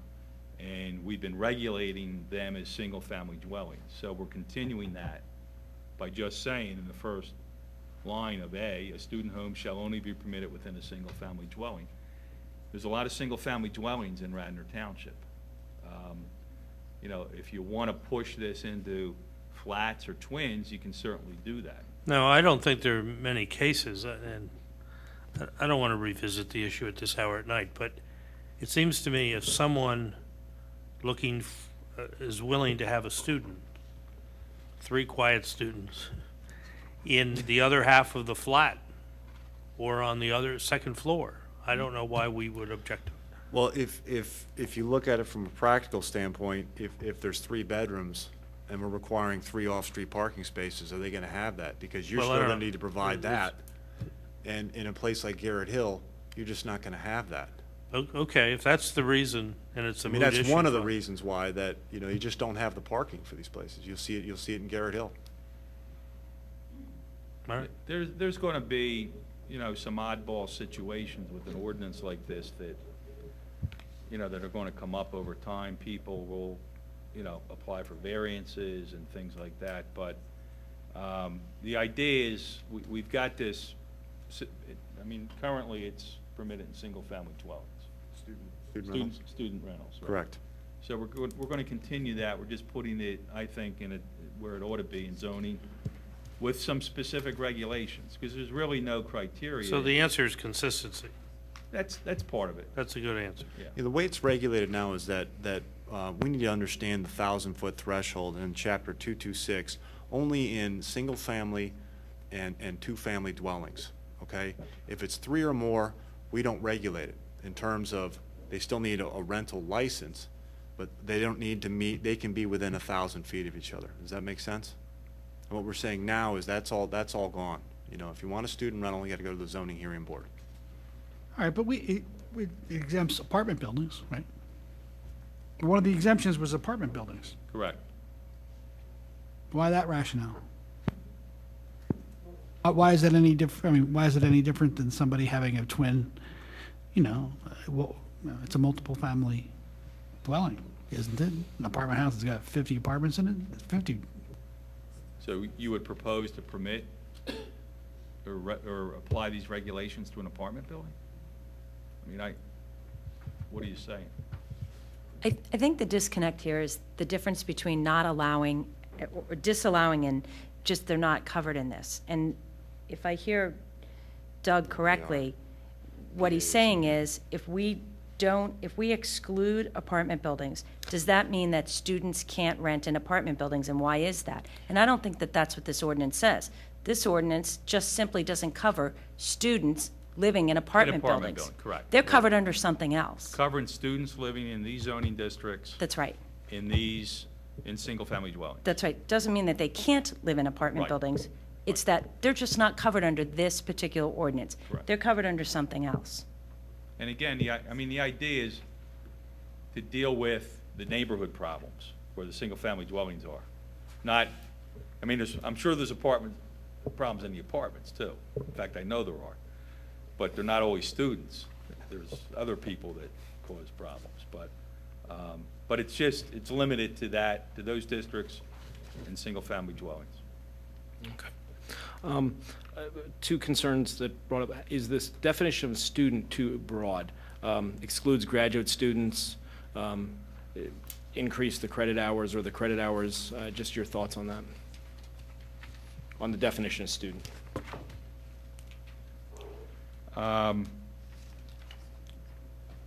You mean on the 6-hour credit limit? The 6-hour credit limit. It's at should it least only- 6? Yeah.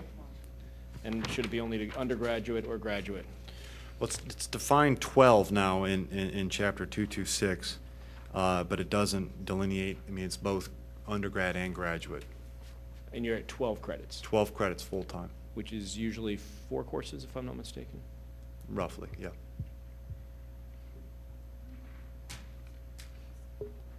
So this would be a part-time student, 6 credits. This is broader, encompassing more people, and obviously, again, they can always go to the zoning hearing board and get relief if they want to try to get relief, but this is getting more people. Right. Okay. I know one of the, and I know a lot of the neighbors are here, and just to, last time they came up, and this is just to address some of their comments. This really isn't a question, but obviously it's an enforceability. We had one neighbor come up and, the number of students and the lack of care for the houses and the trash everywhere down. I believe one neighbor came up and talked to us about Callahan Avenue, and just, she showed us pictures of during the school year, and then she showed us pictures during the summer, and it's wonderful and during the summertime. But how, and it's probably beyond the purview of this board, but how do we get the trash in line? How do we, get these people in line? You know, I mean, does this exclude, I mean, if they're grandfathered in under you know, the others, does this give us more enforcement power when they treat the places like junk and there's trash and they don't respect their neighbors? Well, that wouldn't fall under zoning. That would fall under property maintenance. Okay, we have a property maintenance code regarding every issue, and that includes trash. So we'll still have that ability to enforce. But you know, you're right. The ordinance is only as good as the enforcement behind it. And you know, community development lives and breathes that every day. We're aware of these complaints. But no, this new ordinance, it won't mean that it's going to be any more restrictive or any less restrictive. We're still going to follow through with it to the extent possible. The property maintenance code is, most municipalities have it, but it deals with, you're not cutting your grass. You've got 5 cases of empties out on your curb. You've got trash. The trash can is blown. You know, it covers all those issues. That's still something that is going to apply not just to students, but to anybody in the township. So, you know, that's always an ongoing problem, maybe more so with students than with, you know, other residents. But that's where that would come in. This isn't going to change that. And I guess one of the other concerns that was by one of the public comment, getting back to the credit hours and graduate, could this be deemed too discriminatory to encompass them and throw the net too far? Only a court can tell us that. How'd I know you were going to say that? I think not, but, you know, until a court tells us otherwise. I think I got everything. I tried to go through all my notes and get everything. Why don't we start with any other questions or comments while we have them both here? I actually any have other a couple parts of of the. Just a couple of minor things. One of it says, my question under this thing, if a special exception expires under 280.1152 Section D, does that mean the owner has to go over and get a special exception and start all over from scratch? Let me. Yes. Use regulation. I mean, they just have to start all over. Yes. And the same thing true if, you know, if the landlord is forced to, when it's not used for more than a year or something and it loses it, they have to go start the process all over again. If it's not used, there's a portion here that says it loses its special exemption if it's not used for a student residence for more than a year. You're And they have talking to start all about over. Q? You're talking about paragraph Q? Yes, sir. Then I have to go back and do the whole process all over again as if they're Correct. applying new. Correct.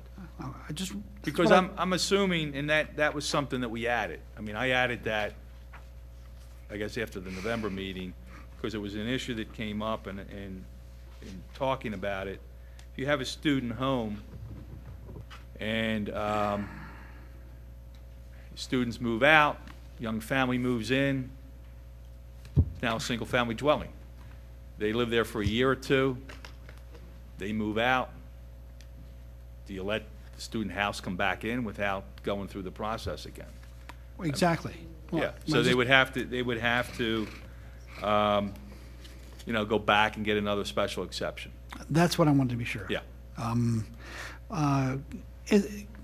Maybe, one of the other things that requires that the landlord impose rules on conduct, I think goes under Article, what is it, 280.115-2, I guess, or Section F. Right. Is there some way we can get the landlord to be responsible to enforce those rules? Or is that pushing the envelope a little bit? You can understand the reason for the question. Yeah, I mean, Matt can address this. We have some regulations currently on the books, and, you know, trying to get landlords to even admit that there's more than 2 people in there when there's 6 cars parked in front of there, you know, and, you know, is there some way? I'm sure there's some way, but again, you got some landlords, it's always a moving target, Matt knows who they are. There's some that there's never any issues with. And they all currently are required to have, I think, with each lease, to a student house. They're supposed to give them a copy of the current ordinance. Correct. There's, in my opinion, I mean, just because this is moved out of Chapter 226, they're still tenants, and they still have responsibilities. So that's still going to be tied to 226-4, but you have tenant responsibilities spelled out, and then you have enforcement in 5, and then you have part of the rental agreement is there's behaviors that are required. So all of that's still going to be attached to it. Okay. My only sticking point on this ordinance is the 2 versus 3 students. And I've really given this a lot of thought, and particularly after tonight's meeting, where, we had another university come forward with a development plan, and we know that what universities in this township contend with when they go to develop is, do they have enough dormitory space? Do they have enough parking? Is there too much traffic? And so as they grow, if their students won't fit on campus, then they're going to be looking to rent off campus. And to the extent that, I'll say, for the health, safety, and welfare of the existing neighborhoods, I mean, Mrs. Bose came up and basically, begged us to save her neighborhood. I don't want to create more financial incentive for more homes in Radnor to become student rental homes. And particularly because Mr. Rice said tonight we can't use the administrative code to limit the number of permits we can issue. And particularly because Mr. Baumann says that zoning and enforcement is something he deals with every day, and I think he's already got his hands full. That if we increase the number of students who can live in a house to 3, we create more houses within the township that it makes economic sense for someone to consider renting it as a student rental. And I don't see the harm in keeping this at 2 right now, and let's see how enforcement and special exception and all of that goes. And if we start to get challenged, I guess we'll have to look at going to 3. But if we put it at 3, and then we'll find ourselves more overrun with student houses, then even if we were to at some point go back to 2, we've now created more grandfathered non-conforming houses. And I just want to see us take it slower than that. That's my only comment. Okay. Any other questions for Matt, John, Deanne? I don't want to leave you excluded. He doesn't want any parts of this. I know he doesn't. Okay, with that, I'll open it up to public comment.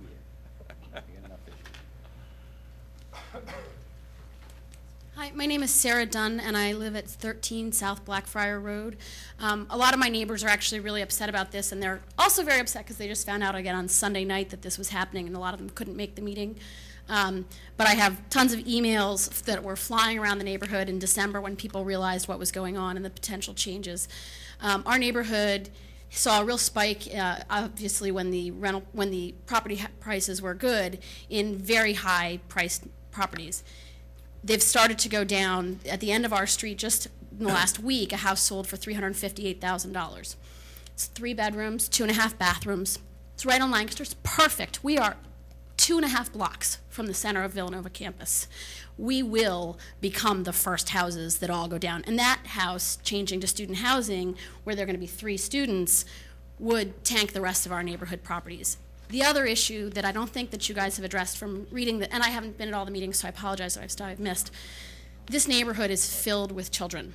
It's filled with children who we have to be careful about every time there's a Villanova event, every time we have new families move into the neighborhood. And if you put students in our neighborhoods, they are already a problem. They already use our neighborhood to cut through back to Lowry's and back down into Garrett Hill.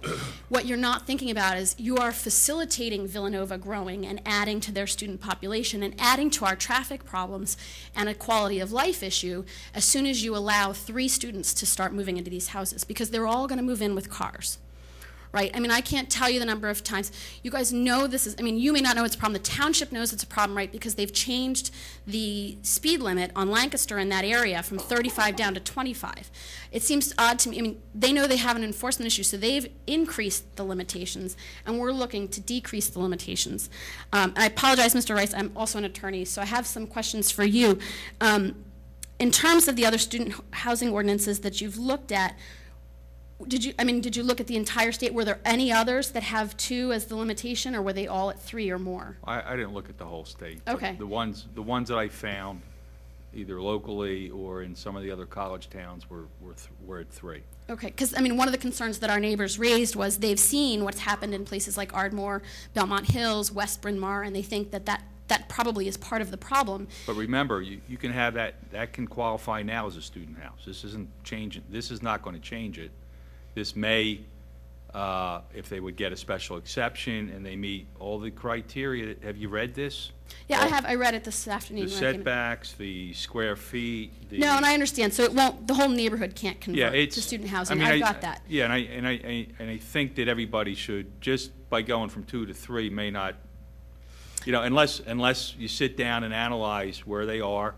Is there another student house within 1,000 feet? Right now, we have that limitation. So that place you're talking about currently would come in, get a license with no special exception. But the in front of the limitation, zoning hearing board. the limitation we currently have is at 2, right? Correct. Have we had Two protests and unrelated. cases where people have sued the township over that? 2 unrelated. 2 unrelated. Have people sued over that limitation currently? No. It's been in place since 2001. So I guess my question would be why we think there's a significant risk. Obviously, there's a change going from the issue of the unrelated to just 2. Right. But I think that until we see that there's a real risk to this, I mean, you have to ask yourselves too, I mean, litigation's expensive. Is there really a student out there whose parents are so upset about this, they're gonna pay for the cost of a lawyer? Lawyers aren't cheap. So I guess I wonder what the real risk to us is. Why are people gonna bother to sue us over this? In terms of, how much of a problem it really is. The other issues, I recently, well, not that recently, I remember college very recently.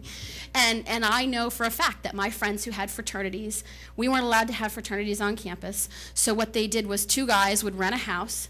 I mean, and it was 2, but, because they could afford it, it was cheap. 2 guys would rent a house, and every weekend, that's where we had all the fraternity parties. And I think that, you're assuming that all these people are going to be upstanding, good citizens. And you know what? Some of the students are. So I don't want to say that students are terrible neighbors. Some of them are wonderful neighbors. But the reality is, then you put us in the position of having to argue with our neighbors, call landlords, track you down, bother Mr. Baumann when he doesn't want to deal with this and he doesn't have the time. And I think that that $358,000 house is very affordable now as student housing. I could buy it and rent it out and still make money paying on the mortgage, even if I took out, a full mortgage on it. But again, that situation has to come in front of the zoning hearing board.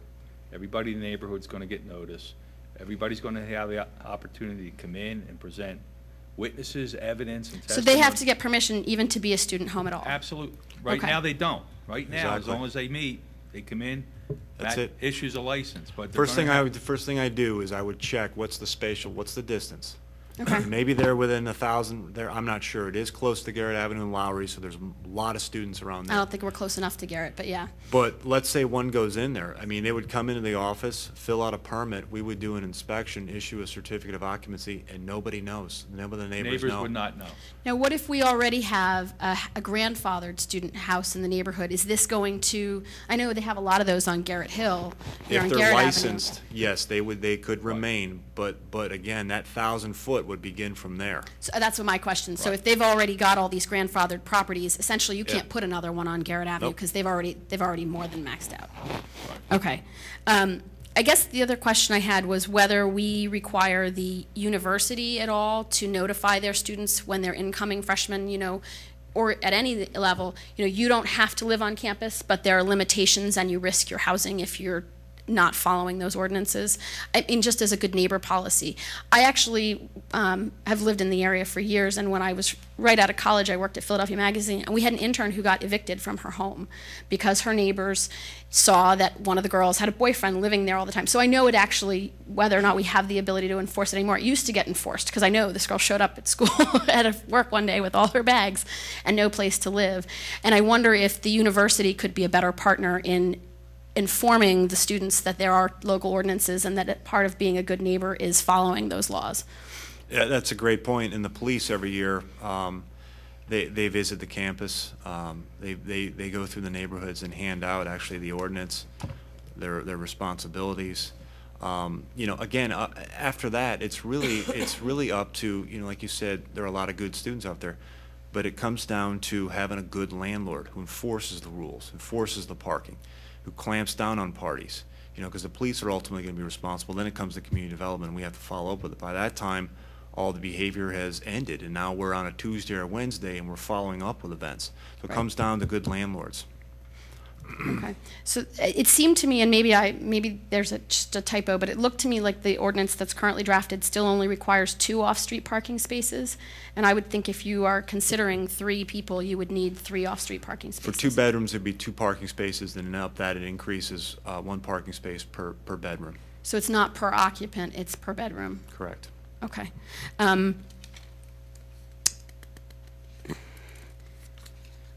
Okay.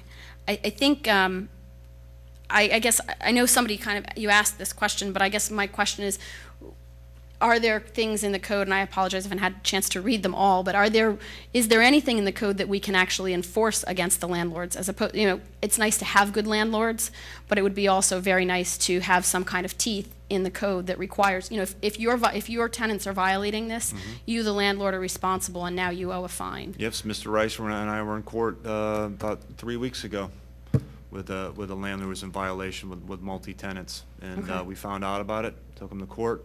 He paid a high fine, Okay. and hopefully he learned from it. But if he didn't, we may have to take him back to court. So we do have rules in place for that. Okay, and that'll still be absolutely. effective, just, Yep. it'll be through different. There's a procedure in the existing that would apply to any rental units that you can revoke the license. Okay. So this was a situation where, through the neighbors reporting, and there were a lot of people staying at one, so we subpoenaed the landlord and all the students. Okay. The landlord showed up by himself. The students, I guess, They had finals, they said. They couldn't make Well, it. they're not residents of the state. I mean, that's my concern with the tenant. It's hard to enforce against tenants who aren't necessarily Right, but residents of the there's- state. It's a lot harder jurisdictional issues. I mean, these are all difficult because you do have students, they all have out-of-state plates. This particular situation, they were all New Jersey plates. There were 4 or 5 vehicles there on a continuous basis. So the only way to really prove what was going on was for us to subpoena everybody, which we did. The landlord came in, he paid his fine, he promised to police his tenants better, so we'll see what happens. I mean, that's sort of what it comes down to. Yeah, no, I have to say, I think I will go back and tell my neighbors that I think one of the things they didn't understand was that the purpose of this is to actually make it easier to enforce this, and I do appreciate that you guys are taking the time to think through that and address this issue. And Sarah, notice, I mean, they'll know. If when you do the application to get a zoning variance or the special exception, 500 feet? It's 1,000 It's feet, 1,000 and then in R4, R5 it becomes 500. 'cause of So the every density. one of those people, but now no one knows. Someone And it'll could sneak actually that be, in on you. it won't just be posted on the township website, it'll actually be, we all have to be you notified get a in letter. writing. It'll be posted on the property as well. Okay. Okay. I thank you for your time. Matt, that brings up a couple questions. What's the definition of a parking space in a single-family dwelling? Anything beyond the front yard setback, you can't, and that's a problem with a lot of homes, and especially in denser areas. They may have parking, but it's not, it's not beyond the front yard setback. Anything beyond there, we don't measure space size or anything like we do in commercial properties. But if I have a one-car garage and I can put one car in the garage and one behind it, that's 2? Oh, yeah, that's, Okay. yep. Okay. Matt, did I just hear you say that no student home shall be closer than 1,000 feet unless they're in R4 or R5, in which case it's 500? No, that's the mailing for zoning notification. Thank So you. when we mail them out.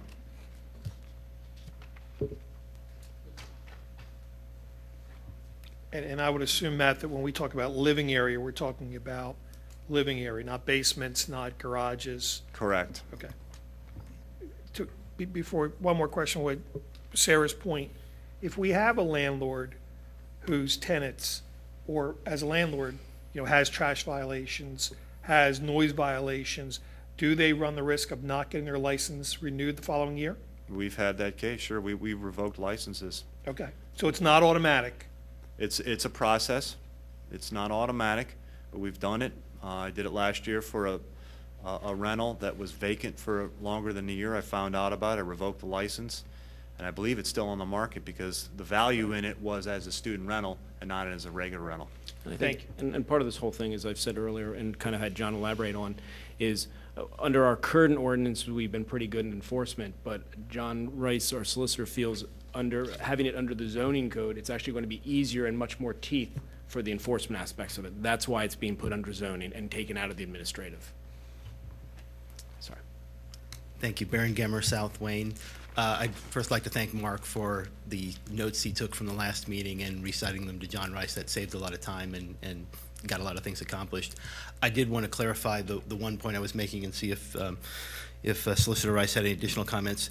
The definition of student, part of the reason that I brought that up at the last meeting due to the 6 credit hour, because these are all ORs, and so 6 credit hours would trigger the student, is our rental is what you were referring to as a flat, an up and down situation.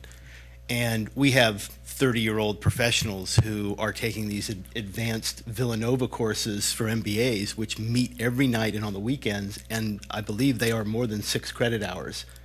And I'm pretty sure that's not the kind of person you're trying to cast the net over here, but I don't know what the solution would be so that I don't have to, turn a blind eye, that I can follow the rules and still, rent to those type of people. No, no, yeah, executive. But they wouldn't claim that their, primary occupation is a student. But it says but there's or who's, but 6 credit hours. That the way I read this, that alone. Right, and or whose primary occupation is as a student. Yeah. Well, so I read that it could be or, so the 6 credit hours would alone be necessary, would be sufficient. Yeah, that's and I had this case last year. A neighbor complained about 2 students living next door. They were licensed as rental, but not as students. I found out there were a couple of 29-year-olds who were going to Villanova Law School. They were laid off. They were reinventing themselves. I mean, clearly the behavior changes after a certain period, okay, a certain age, But they had to go to the Rental Housing Board of Appeals, and they lost, and they had to move out. And I agree with you. There comes a time when behavior changes. You're in graduate now, or even, like you said, an executive MBA or something like that, where it's a fine line. But I'm not really sure how to write that. We could. What's your suggestion, Ben? Well, one of the first ones was I didn't know if graduate need to be included. If you could say, if you already have an undergraduate degree, then that would cast a wider net perhaps than I'm seeking.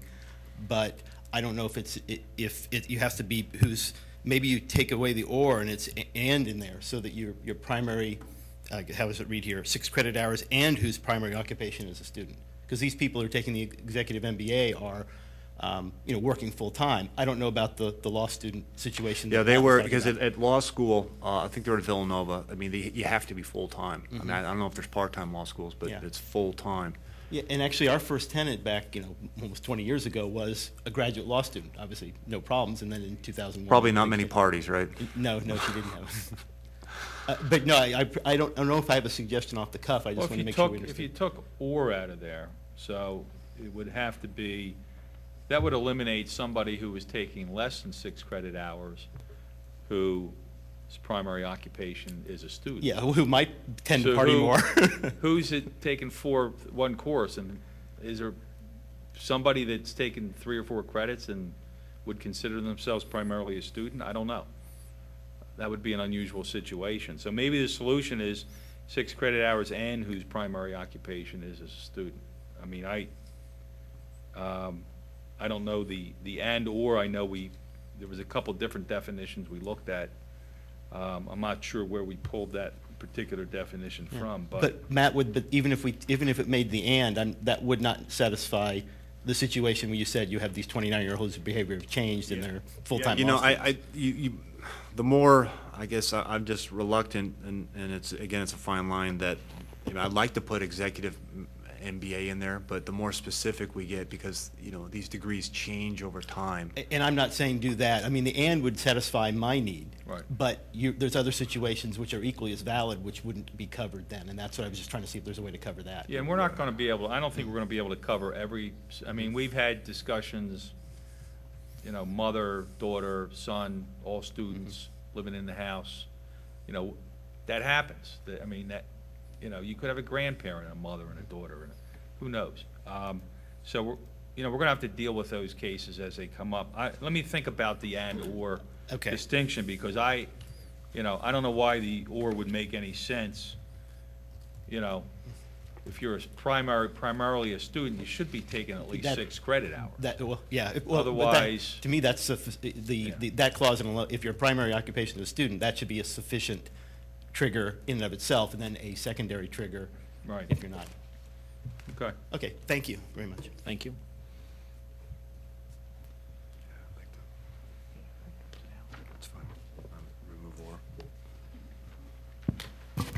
Good evening, Roberta Winters, 326 Williams Road in Rosemont.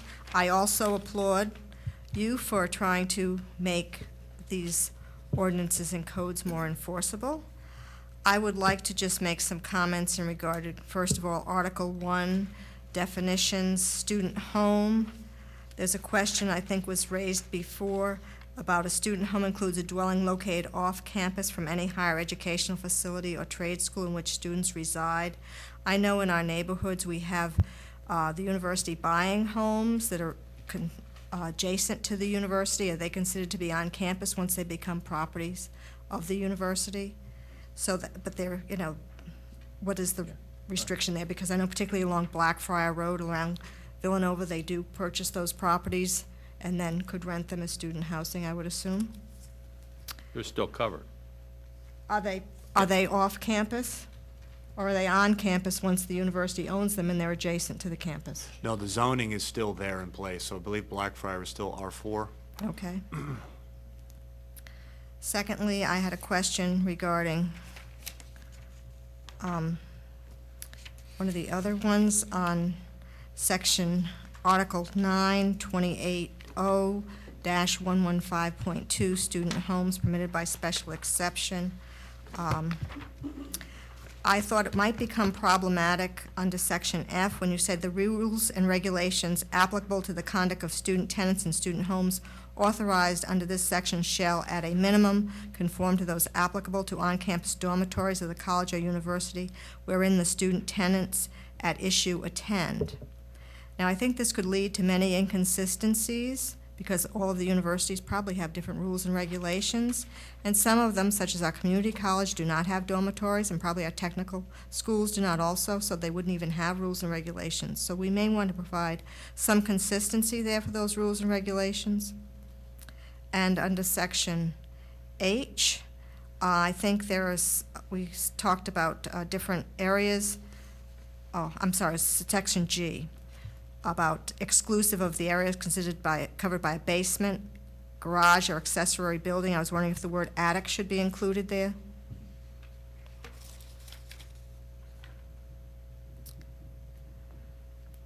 And finally, while I understand that we have a potential of legal challenges that would make perhaps 3 students more viable than 2, I believe I would concur totally with what Susan Stern has said, and that would be more helpful to have 2 rather than 3, because, as my mother said, just because everybody else is doing it doesn't mean it's right. So I would keep it at 2. Thank you. Thank you.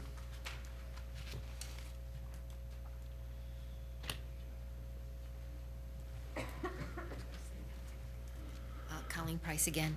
I just had a question. I want to make sure I'm getting this straight.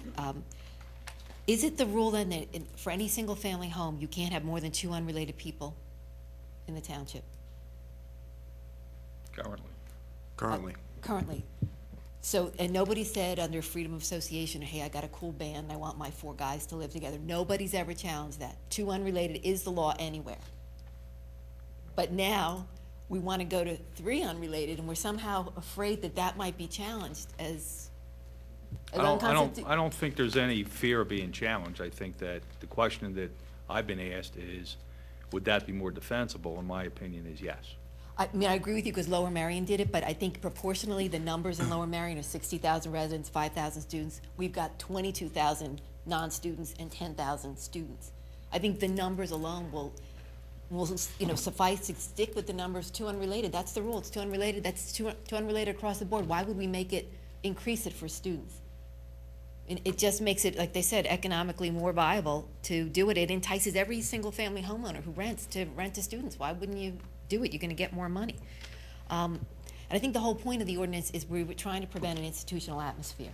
So if we're going to increase the student population, you're going to increase the institutional atmosphere, and you're going to add, I don't know, 500 people right off the bat if you can get. Well, I think you're making and again, I'm going to play devil's advocate. You're making the same assumption that a lot of people have made, is that just by changing that number and without looking at anything else in here, separation requirements, the minimum lot size requirements, the buffer that's going to happen. So I don't think, because zoning regulations, right now, we don't have any of this. We And I have think it's no great you have it in parking zoning. requirements, Right. we have none of that. So, I can make an argument under zoning law that you're going to have more now under the current regulations with 2 than you will under this ordinance with 3. Unless you want to analyze every piece of ground and every single family dwelling, which we haven't done. We'll have Mr. Baumann do that. But, Colleen, it's a balancing. I know. So, we have 3 may sound like a big leap, but we're also adding a huge layer of regulation, which takes away what you assume, I think, is going to be an increase. I honestly think it's going to be an increase because we know Villanova tried to add dorms for 500 people. We're looking at Eastern trying to add 320 people. I'm talking 1,000 people that I know of are coming here. So I think that is the net effect is we're going to get more students here. And it seems like the enforcement issue is the same, whether it's like, I'm glad you have it in zoning, but it's pretty much up to the neighbors to go count cars and go look in the mailbox and see how many people come there. So, I do think it gives you an added layer, but really not that much more. It's really up to the neighbors to kind of come in and give you the evidence. And if we go to 2, like it's 2 unrelated everywhere, just keep it 2 unrelated. What happens if it's overturned? I mean, then maybe you go to 3. I think it would just be better for the neighborhoods that are really, threatened by this, including my neighborhood. I mean, every 1,000 feet, everyone could start renting to 2 students and put them in their garage apartments, and upstairs when my kids go away to school, I'll have, lots of empty bedrooms. I really think you're going to see a big increase if you go from 2 to 3.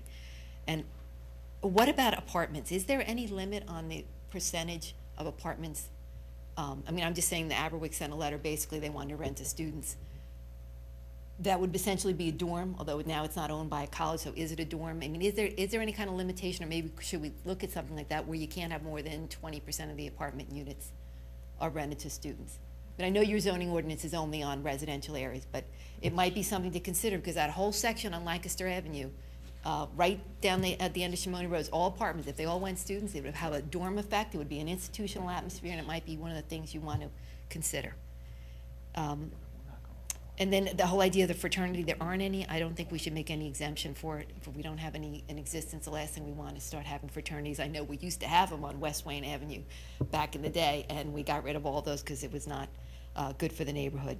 And I had talked to a woman in Tredyffrin, and she had suggested that something they tried to do with their student housing ordinance was to have sort of a cumulative effect, that if a landlord gets repeated violations, even though it's not for one particular property, that they could lose their license across the board. So I don't know if you want to consider that. Thank you. Thank you. Any other further public comment? It would be like breaking Brett Favre's streak. It's broken.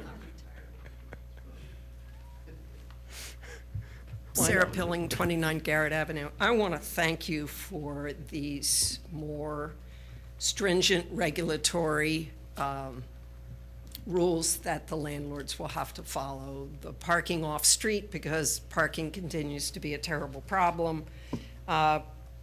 We have lots of student rentals in Garrett Hill, and they're all supposedly 2, and there's no way they're going to get 3 because we will rise up in arms. So I think this is a great move forward. I would prefer that it went with 2, but if the Garrett Hillian that are student rentals want to try to go to 3, they're going to have to go to zoning. But I did a little survey while I was sitting here, and I just want to tell you about Garrett Avenue from Lancaster to Conestoga. We have 22 owner-occupied. We have 12 family rentals, 10 student rentals, 2 for sale, and 2 empty. So we are about 50% rentals. And that actually isn't good for a neighborhood because the landlords have the investment in collecting the money, but they don't necessarily maintain it, and I'd hate to see it get any more. It's enough of a problem as it is. But thank you for the work you've done. I think it'll really help a neighborhood like ours. And some of this may get rid of some of these student houses on Garrett Avenue, because if they get in violation, we have one that is no longer a student rental.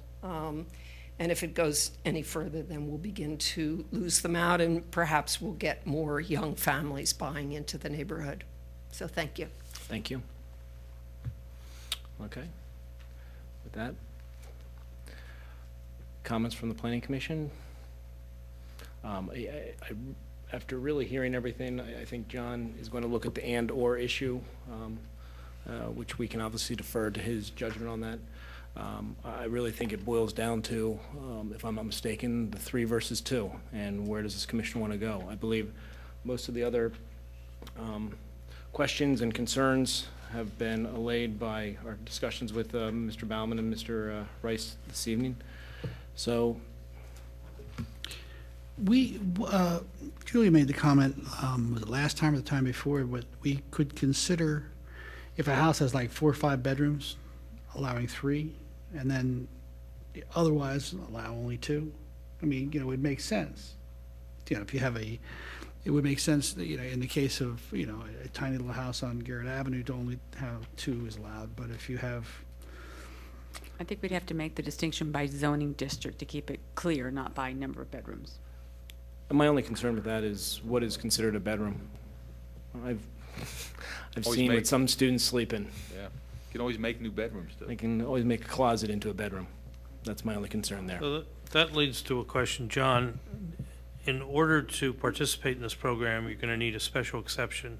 Go to the zoning hearing board to get it. Right.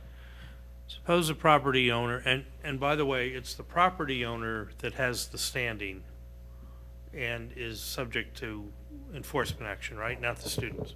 No, the students are still going to be subject to enforcement under. But the landlord, but not in lieu of the landlord. The landlord is the primary. Both. I mean, there is. I didn't mean to phrase it that way. Yeah, you have jurisdiction over the landlord, and the landlord always has standing. Correct. To raise the issue. All right. Correct. That was my question. If a landlord felt that he had a particularly compelling case for relief from that ordinance, if it were adopted, right, he or she would have the opportunity to go to the zoning hearing board. Correct. To get an exception.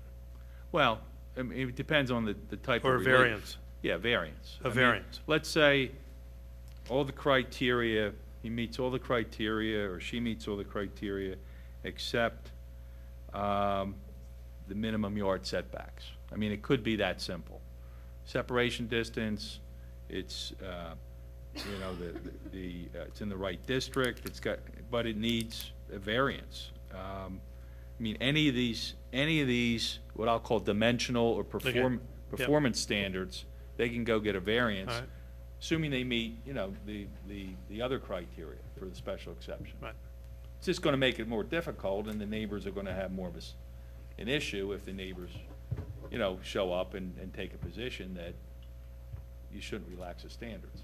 So, but there could be compelling cases, and I think, there's going to be family cases where it's a mother, a daughter, a granddaughter, a great-granddaughter, who knows, that are all students.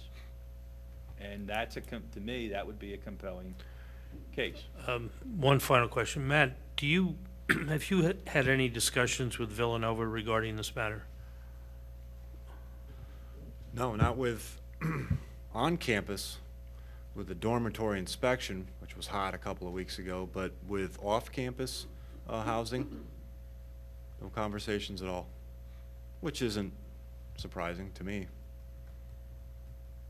What is not surprising? That I haven't had any contact with any Villanova official regarding this. I'm not gonna say they don't care, but it's really not their responsibility off campus what happened. At least that's how the way they articulate it to us. Question, you can get a variance for all the dimensional setbacks and so forth. Could someone say, I meet all the criteria to have, 2-student thing, but I actually think that it should be 3? Can you get a variance for Sure. the quantity? Sure. But you have to demonstrate Hardship. the hardship, and what's the hardship? Is it financial? That's, I mean, Okay. you could have somebody come in with a twin and say, I want to put a student housing on the other side. You could have that case. That's a use variance. You got to show, that the property is valueless unless I can put, which is it's a standard no one should ever be able to meet. So, that would probably have a room full of neighbors in that situation, I would guess. But they'll have everybody gets their say when it's in front of the zoning hearing board. So we're trying to decide between 2 and 3, but we're going to pass the rest of the ordinance the way it is, right? I hope so. Yeah, right, exactly, right, okay. Except for the indoor. So, I know it's your preference is more defensible by 3. I know that's what you, I guess, recommend, but tell me the downside of going to 2 right now, because we're going to still adopt all the other stringent provisions. It's, look, it's a policy decision as planning commission members, whatever you think is best from your perspective. I don't have any, I'm not concerned that if you all vote for 2, that somehow, I'm going to be offended. I'm more concerned about the do what- township's exposure, not your. I mean, I think that, I can't tell you that that's, 10%, 20%, 30% more liability. It's zoning. Zoning is a different type of an animal, and you may not ever get anybody that challenges the 2. But, we have these other, we have these other regulations. So the argument is not only I have 4 bedrooms, you're only letting me have 2 students, and then I have all these other things I have to meet, and there's, no way that anybody can ever do that. That's an argument that a landowner might try to make. What happens if the landowner makes that argument and we lose? What's our exposure? They get to put what they want to put in terms of. And then we had to defend it. So it's our cost of defense, and then we lose, they put it in there, and then we now have to go either continue to face challenges or go back and go from 2 to 3. Right. Yeah, there could be an unintended consequence too to going to 2, and not that it's part of this board's concern, but clearly you don't want to drop an owner who is conforming with all of these regulations arbitrarily to 2/3 of what he could generate by income, and therefore lessen the value of the property, therefore lessen the taxes to the township. That's a very limiting argument to say, why would you? We're at 2. No, but I'm saying if we were to go to 3, you'd maintain some property value beyond what that owner could generate otherwise, and therefore there may be some value to doing it that way. But that would be the case if we went to 4 or 5? No, what I'm saying is there could be an unintended consequence in saying to somebody who has a 3-bedroom home, you can only rent 2 of these bedrooms. Income comes down, the maintenance may not be kept up as well. I'm just giving that to the board to consider. you know, property values will go down on these rental units if you drop it across the board to 2. That will happen. I think that's a good point, and I think we have to be realistic and consider whether we want to adopt an ordinance that's going to be an enforcement nightmare. I think the empirical evidence is that if the average house, which would be affected here, is 3 bedrooms, the fact of the matter is the students, their parents, and the owner want to put as many students in as possible. If we make this ordinance too tight, we're going to have, I think, an enforcement problem on our hands. In balancing, Susan, obviously we wouldn't go to 5 or 6 or 7 because that's unreasonable. So we're balancing. As John says, it's a policy issue. I would balance in favor of 3 as a reasonable number, consistent with what other townships have done, more consistent with what the market forces are producing. Market forces, I think, if we let them alone, would produce somewhere between 4 and 5. That's too many, and we don't want to impose that on the neighborhoods. But I think 2 is too restrictive, and we're just going to have too many violations. 3, I think the staff feels is manageable, and it's going to have to all be reviewed before the zoning board. So I would vote for 3 as the best of several alternatives, none of which are perfect. But I think Matt's got a good point, and I think we have to be aware of the fact that there are very few groups of students who are pairing off in 2s, unless they have a relationship. I think they want to congregate in much larger numbers. I think 3 is more manageable from everybody's point of view and more realistic. And I leave it to John as to whether it's more defensible. I actually But don't it recall seems to me hearing it from is. Matt. Did you tell us what you were thinking about 2 versus 3, Matt? Because I don't remember hearing it. No, I've never weighed in an opinion. I mean, are you asking me? I am asking, because I'm looking at a 50% increase. I hear Matt's position of, we're cutting it by 2/3. I'm not going to disagree. I think we can make a guess that the majority of the houses in the township are 3 bedrooms. So I do hear that point. But I'm also thinking we're talking about increasing the allowable number. We're increasing it by 50%. And I'd just like to hear Matt's opinion. I haven't heard Matt's. Just a point, Susan, I bet most of the non-conforming houses have 4. That's my guess. I sure hope not. But you're right, that may be the case, and at times I do get evidence, and that's when we enforce it. But, let's talk about what's realistic here. I first of all, with this ordinance in place, I'm happy to see it removed from 226 into zoning. Realistically, going forward, I've told this to John, I don't see a lot of applications coming in. Hardly any in the future. I may get a few a year, if even that. It may increase the value of these student homes, these lawfully non-conforming homes now, so the value may go up there. Well, time will tell on that.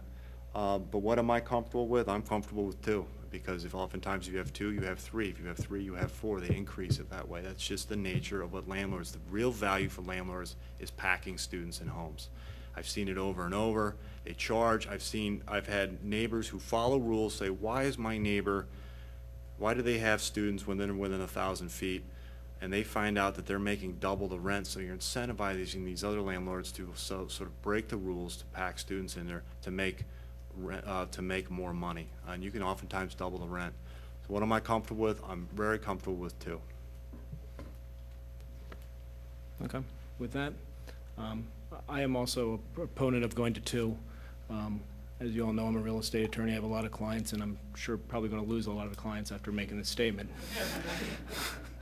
But the fact of the matter is, when landlords are renting to students, they don't rent by the room, they rent by the head. And you get the money based on the head that's in that house. And they pack them in as much as they can. So, if we're going up, we're actually giving a bonus to all the landlords out there that are renting to students right off the bat. We're giving them a 50% increase in their value. And I don't think we have enough problems. We have enough rental units, student housing units in this township right now. I think it's really short-sighted of us to go to 3. I think we should go to 2. If it's challenged, so be it. Then we have to increase it to 3. By the court forces it to go to 3. Why give it to them? Why give it out right now? That's my comment. And I concur. With that, I guess really the motion is 1 or 2. Does anyone have one? Do I make a motion that we adopt this ordinance? Recommend. Recommend that we For adoption. we recommend adopting this ordinance, but I make an amendment to it that we, a living arrangement for a maximum of 2 students. And the further amendment, I guess, we ought to consider is that we would then perhaps consider decreasing the number of square feet from 1,500 to 1,000 as the minimum size of the house. Because wouldn't we think a 2-bedroom house would be smaller? But perhaps not. Maybe I'm happy to keep it as my amendment of 2 students. Okay. Do we have a second for the motion of? Want to repeat the motion? My motion is to recommend adopting this ordinance with the amendment that we change the living arrangements for a maximum of 2 students as defined in this ordinance. Otherwise, the ordinance stands as it is. Do we have a second? Hold on, I have one more question. So if I'm the owner of the house and I want to rent, and I want to live in the house and rent to 2 students, can I do that? 2 students, that's the minimum. I mean, the maximum. I'm living there. He's not a student. Student. There's 3 unrelated. No, it's students. Students. There's 3 unrelated, It's a different rule. And that's out of the. That's why I'm asking. He can rent it out to 2. They're hung up on unrelated. And the unrelated was taken out of the ordinance, wasn't it? Right. So that's why I'm asking the question. If I'm a person now I have a big home and I'm a single person, I'm looking for the extra income. I can Doesn't have matter 2 whether- students live there plus me? I don't see why not. I mean, I'm just trying to say how it would read, because right now it reads 2 students. It doesn't matter how many other people I have in that home. What about, forget students, what about other people? Isn't there a limit of 2 unrelated for the unrelated. rest of Yeah. the world? Well, let me go back to your example. Why would that, you're talking about renting out rooms now, basically. So now you're a rooming house. Is that a permitted use in the zoning district? No. I mean, you can come up with a lot of different scenarios. I mean, that situation, I think we have a rooming house use and we have some other similar transient housing uses, but that is That sort would of fall in a rooming house, and you sort of a couldn't- rooming house use. Okay. It's like an apartment building use. We have rooming house uses. I don't think we had boarding house? No. It's the same thing. So Okay. Thank you. you'd have a different zoning problem. Thank you. I guess the question I have, I forgot about the square footage, is it, if, I'm in favor of 2, so if we're going to 2, should we look at, I mean, if this motion is going to be moved or whatever, suggested, should we consider a modification of the square footage to make it realistic with the 2 students? I mean, I suppose you could, but aren't most homes, whether they're 2 or 3 bedrooms, going to have at least 1,500 square feet? I don't know the answer. That's the question. I just want to try and make it realistic, or, with the rest of the motion. I think that brings up the unintended consequence. I mean, you're not going to shrink the housing stock in Radnor because we're making this ordinance. I mean, I think if it's 2, it's 2.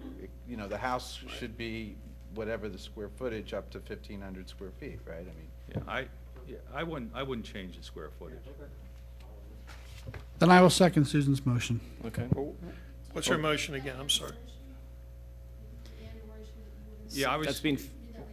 Well, you're going to have a discussion, right? Or are you done with the discussion? We're getting the motion. Okay. So my motion is to recommend this ordinance with the amendment that we change student home definition to a living arrangement for a maximum of 2 students as defined in this ordinance.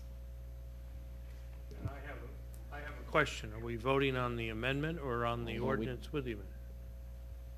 We're voting on the ordinance with the amendment. She just, yes. With her amendment. The ordinance as it sits right now with her amendment from Okay. 2 to 3. Doug, you're seconding that? 3 to 2, excuse me. Okay. Correct, for the people at That's what's home. on the table right now. Is there any other motions? Any further discussion? The only point I would make, Mr. Chairman, is the comment that Barron The brought and up. or the or. That's, I mean, to me, that's just some wordsmithing. I'm going to fix that. And I think that it probably makes sense to take out the word or. I don't think there was anything else in here that the only thing else that would need to be edited to this draft. The last draft is a November 15th. Exactly. So it's just the or. Right, that, but in addition, anyone, well, we're going to keep it at 2, so the language that has to come out of 226, just so everybody's aware. I mean, all that language out of the existing rental housing ordinance will also be removed. That doesn't have to be part of your motion, but I just want to make that comment so everyone understands that. Okay. So, Susan, would you amend your motion so that it's 3 to 2, and then we're deleting the or? So I amend my motion that we we recommend adopting this ordinance with the following amendments, that we change the definition of student home to a living arrangement for a maximum of 2 students, and that under the definition of student, we remove the, in the first sentence, we remove the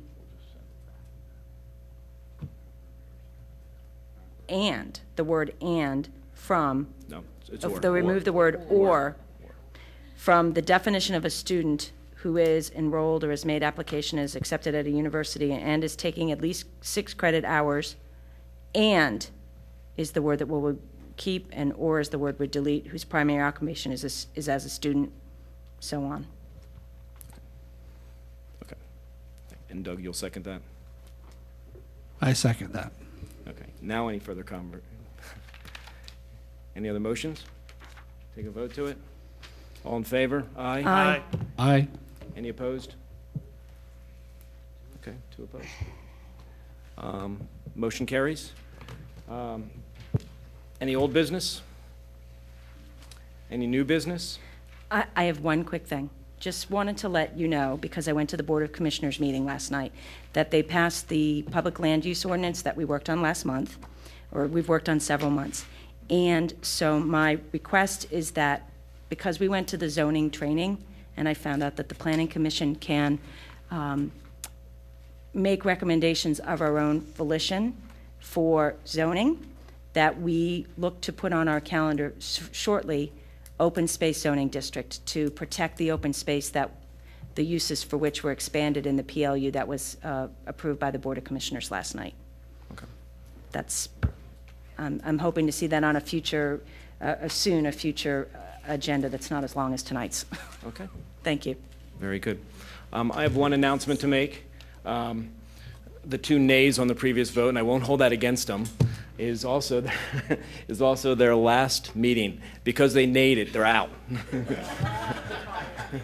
No, the nays are out. I really want to thank Matt Marshall and John Ellinger. This is their last meeting. They have spent 8 years on this planning commission. They have spent 2 terms at 4 years each. They have countless hours.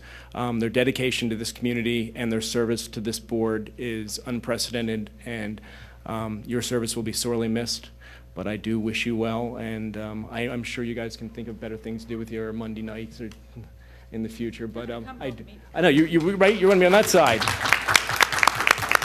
But thank you again for everything.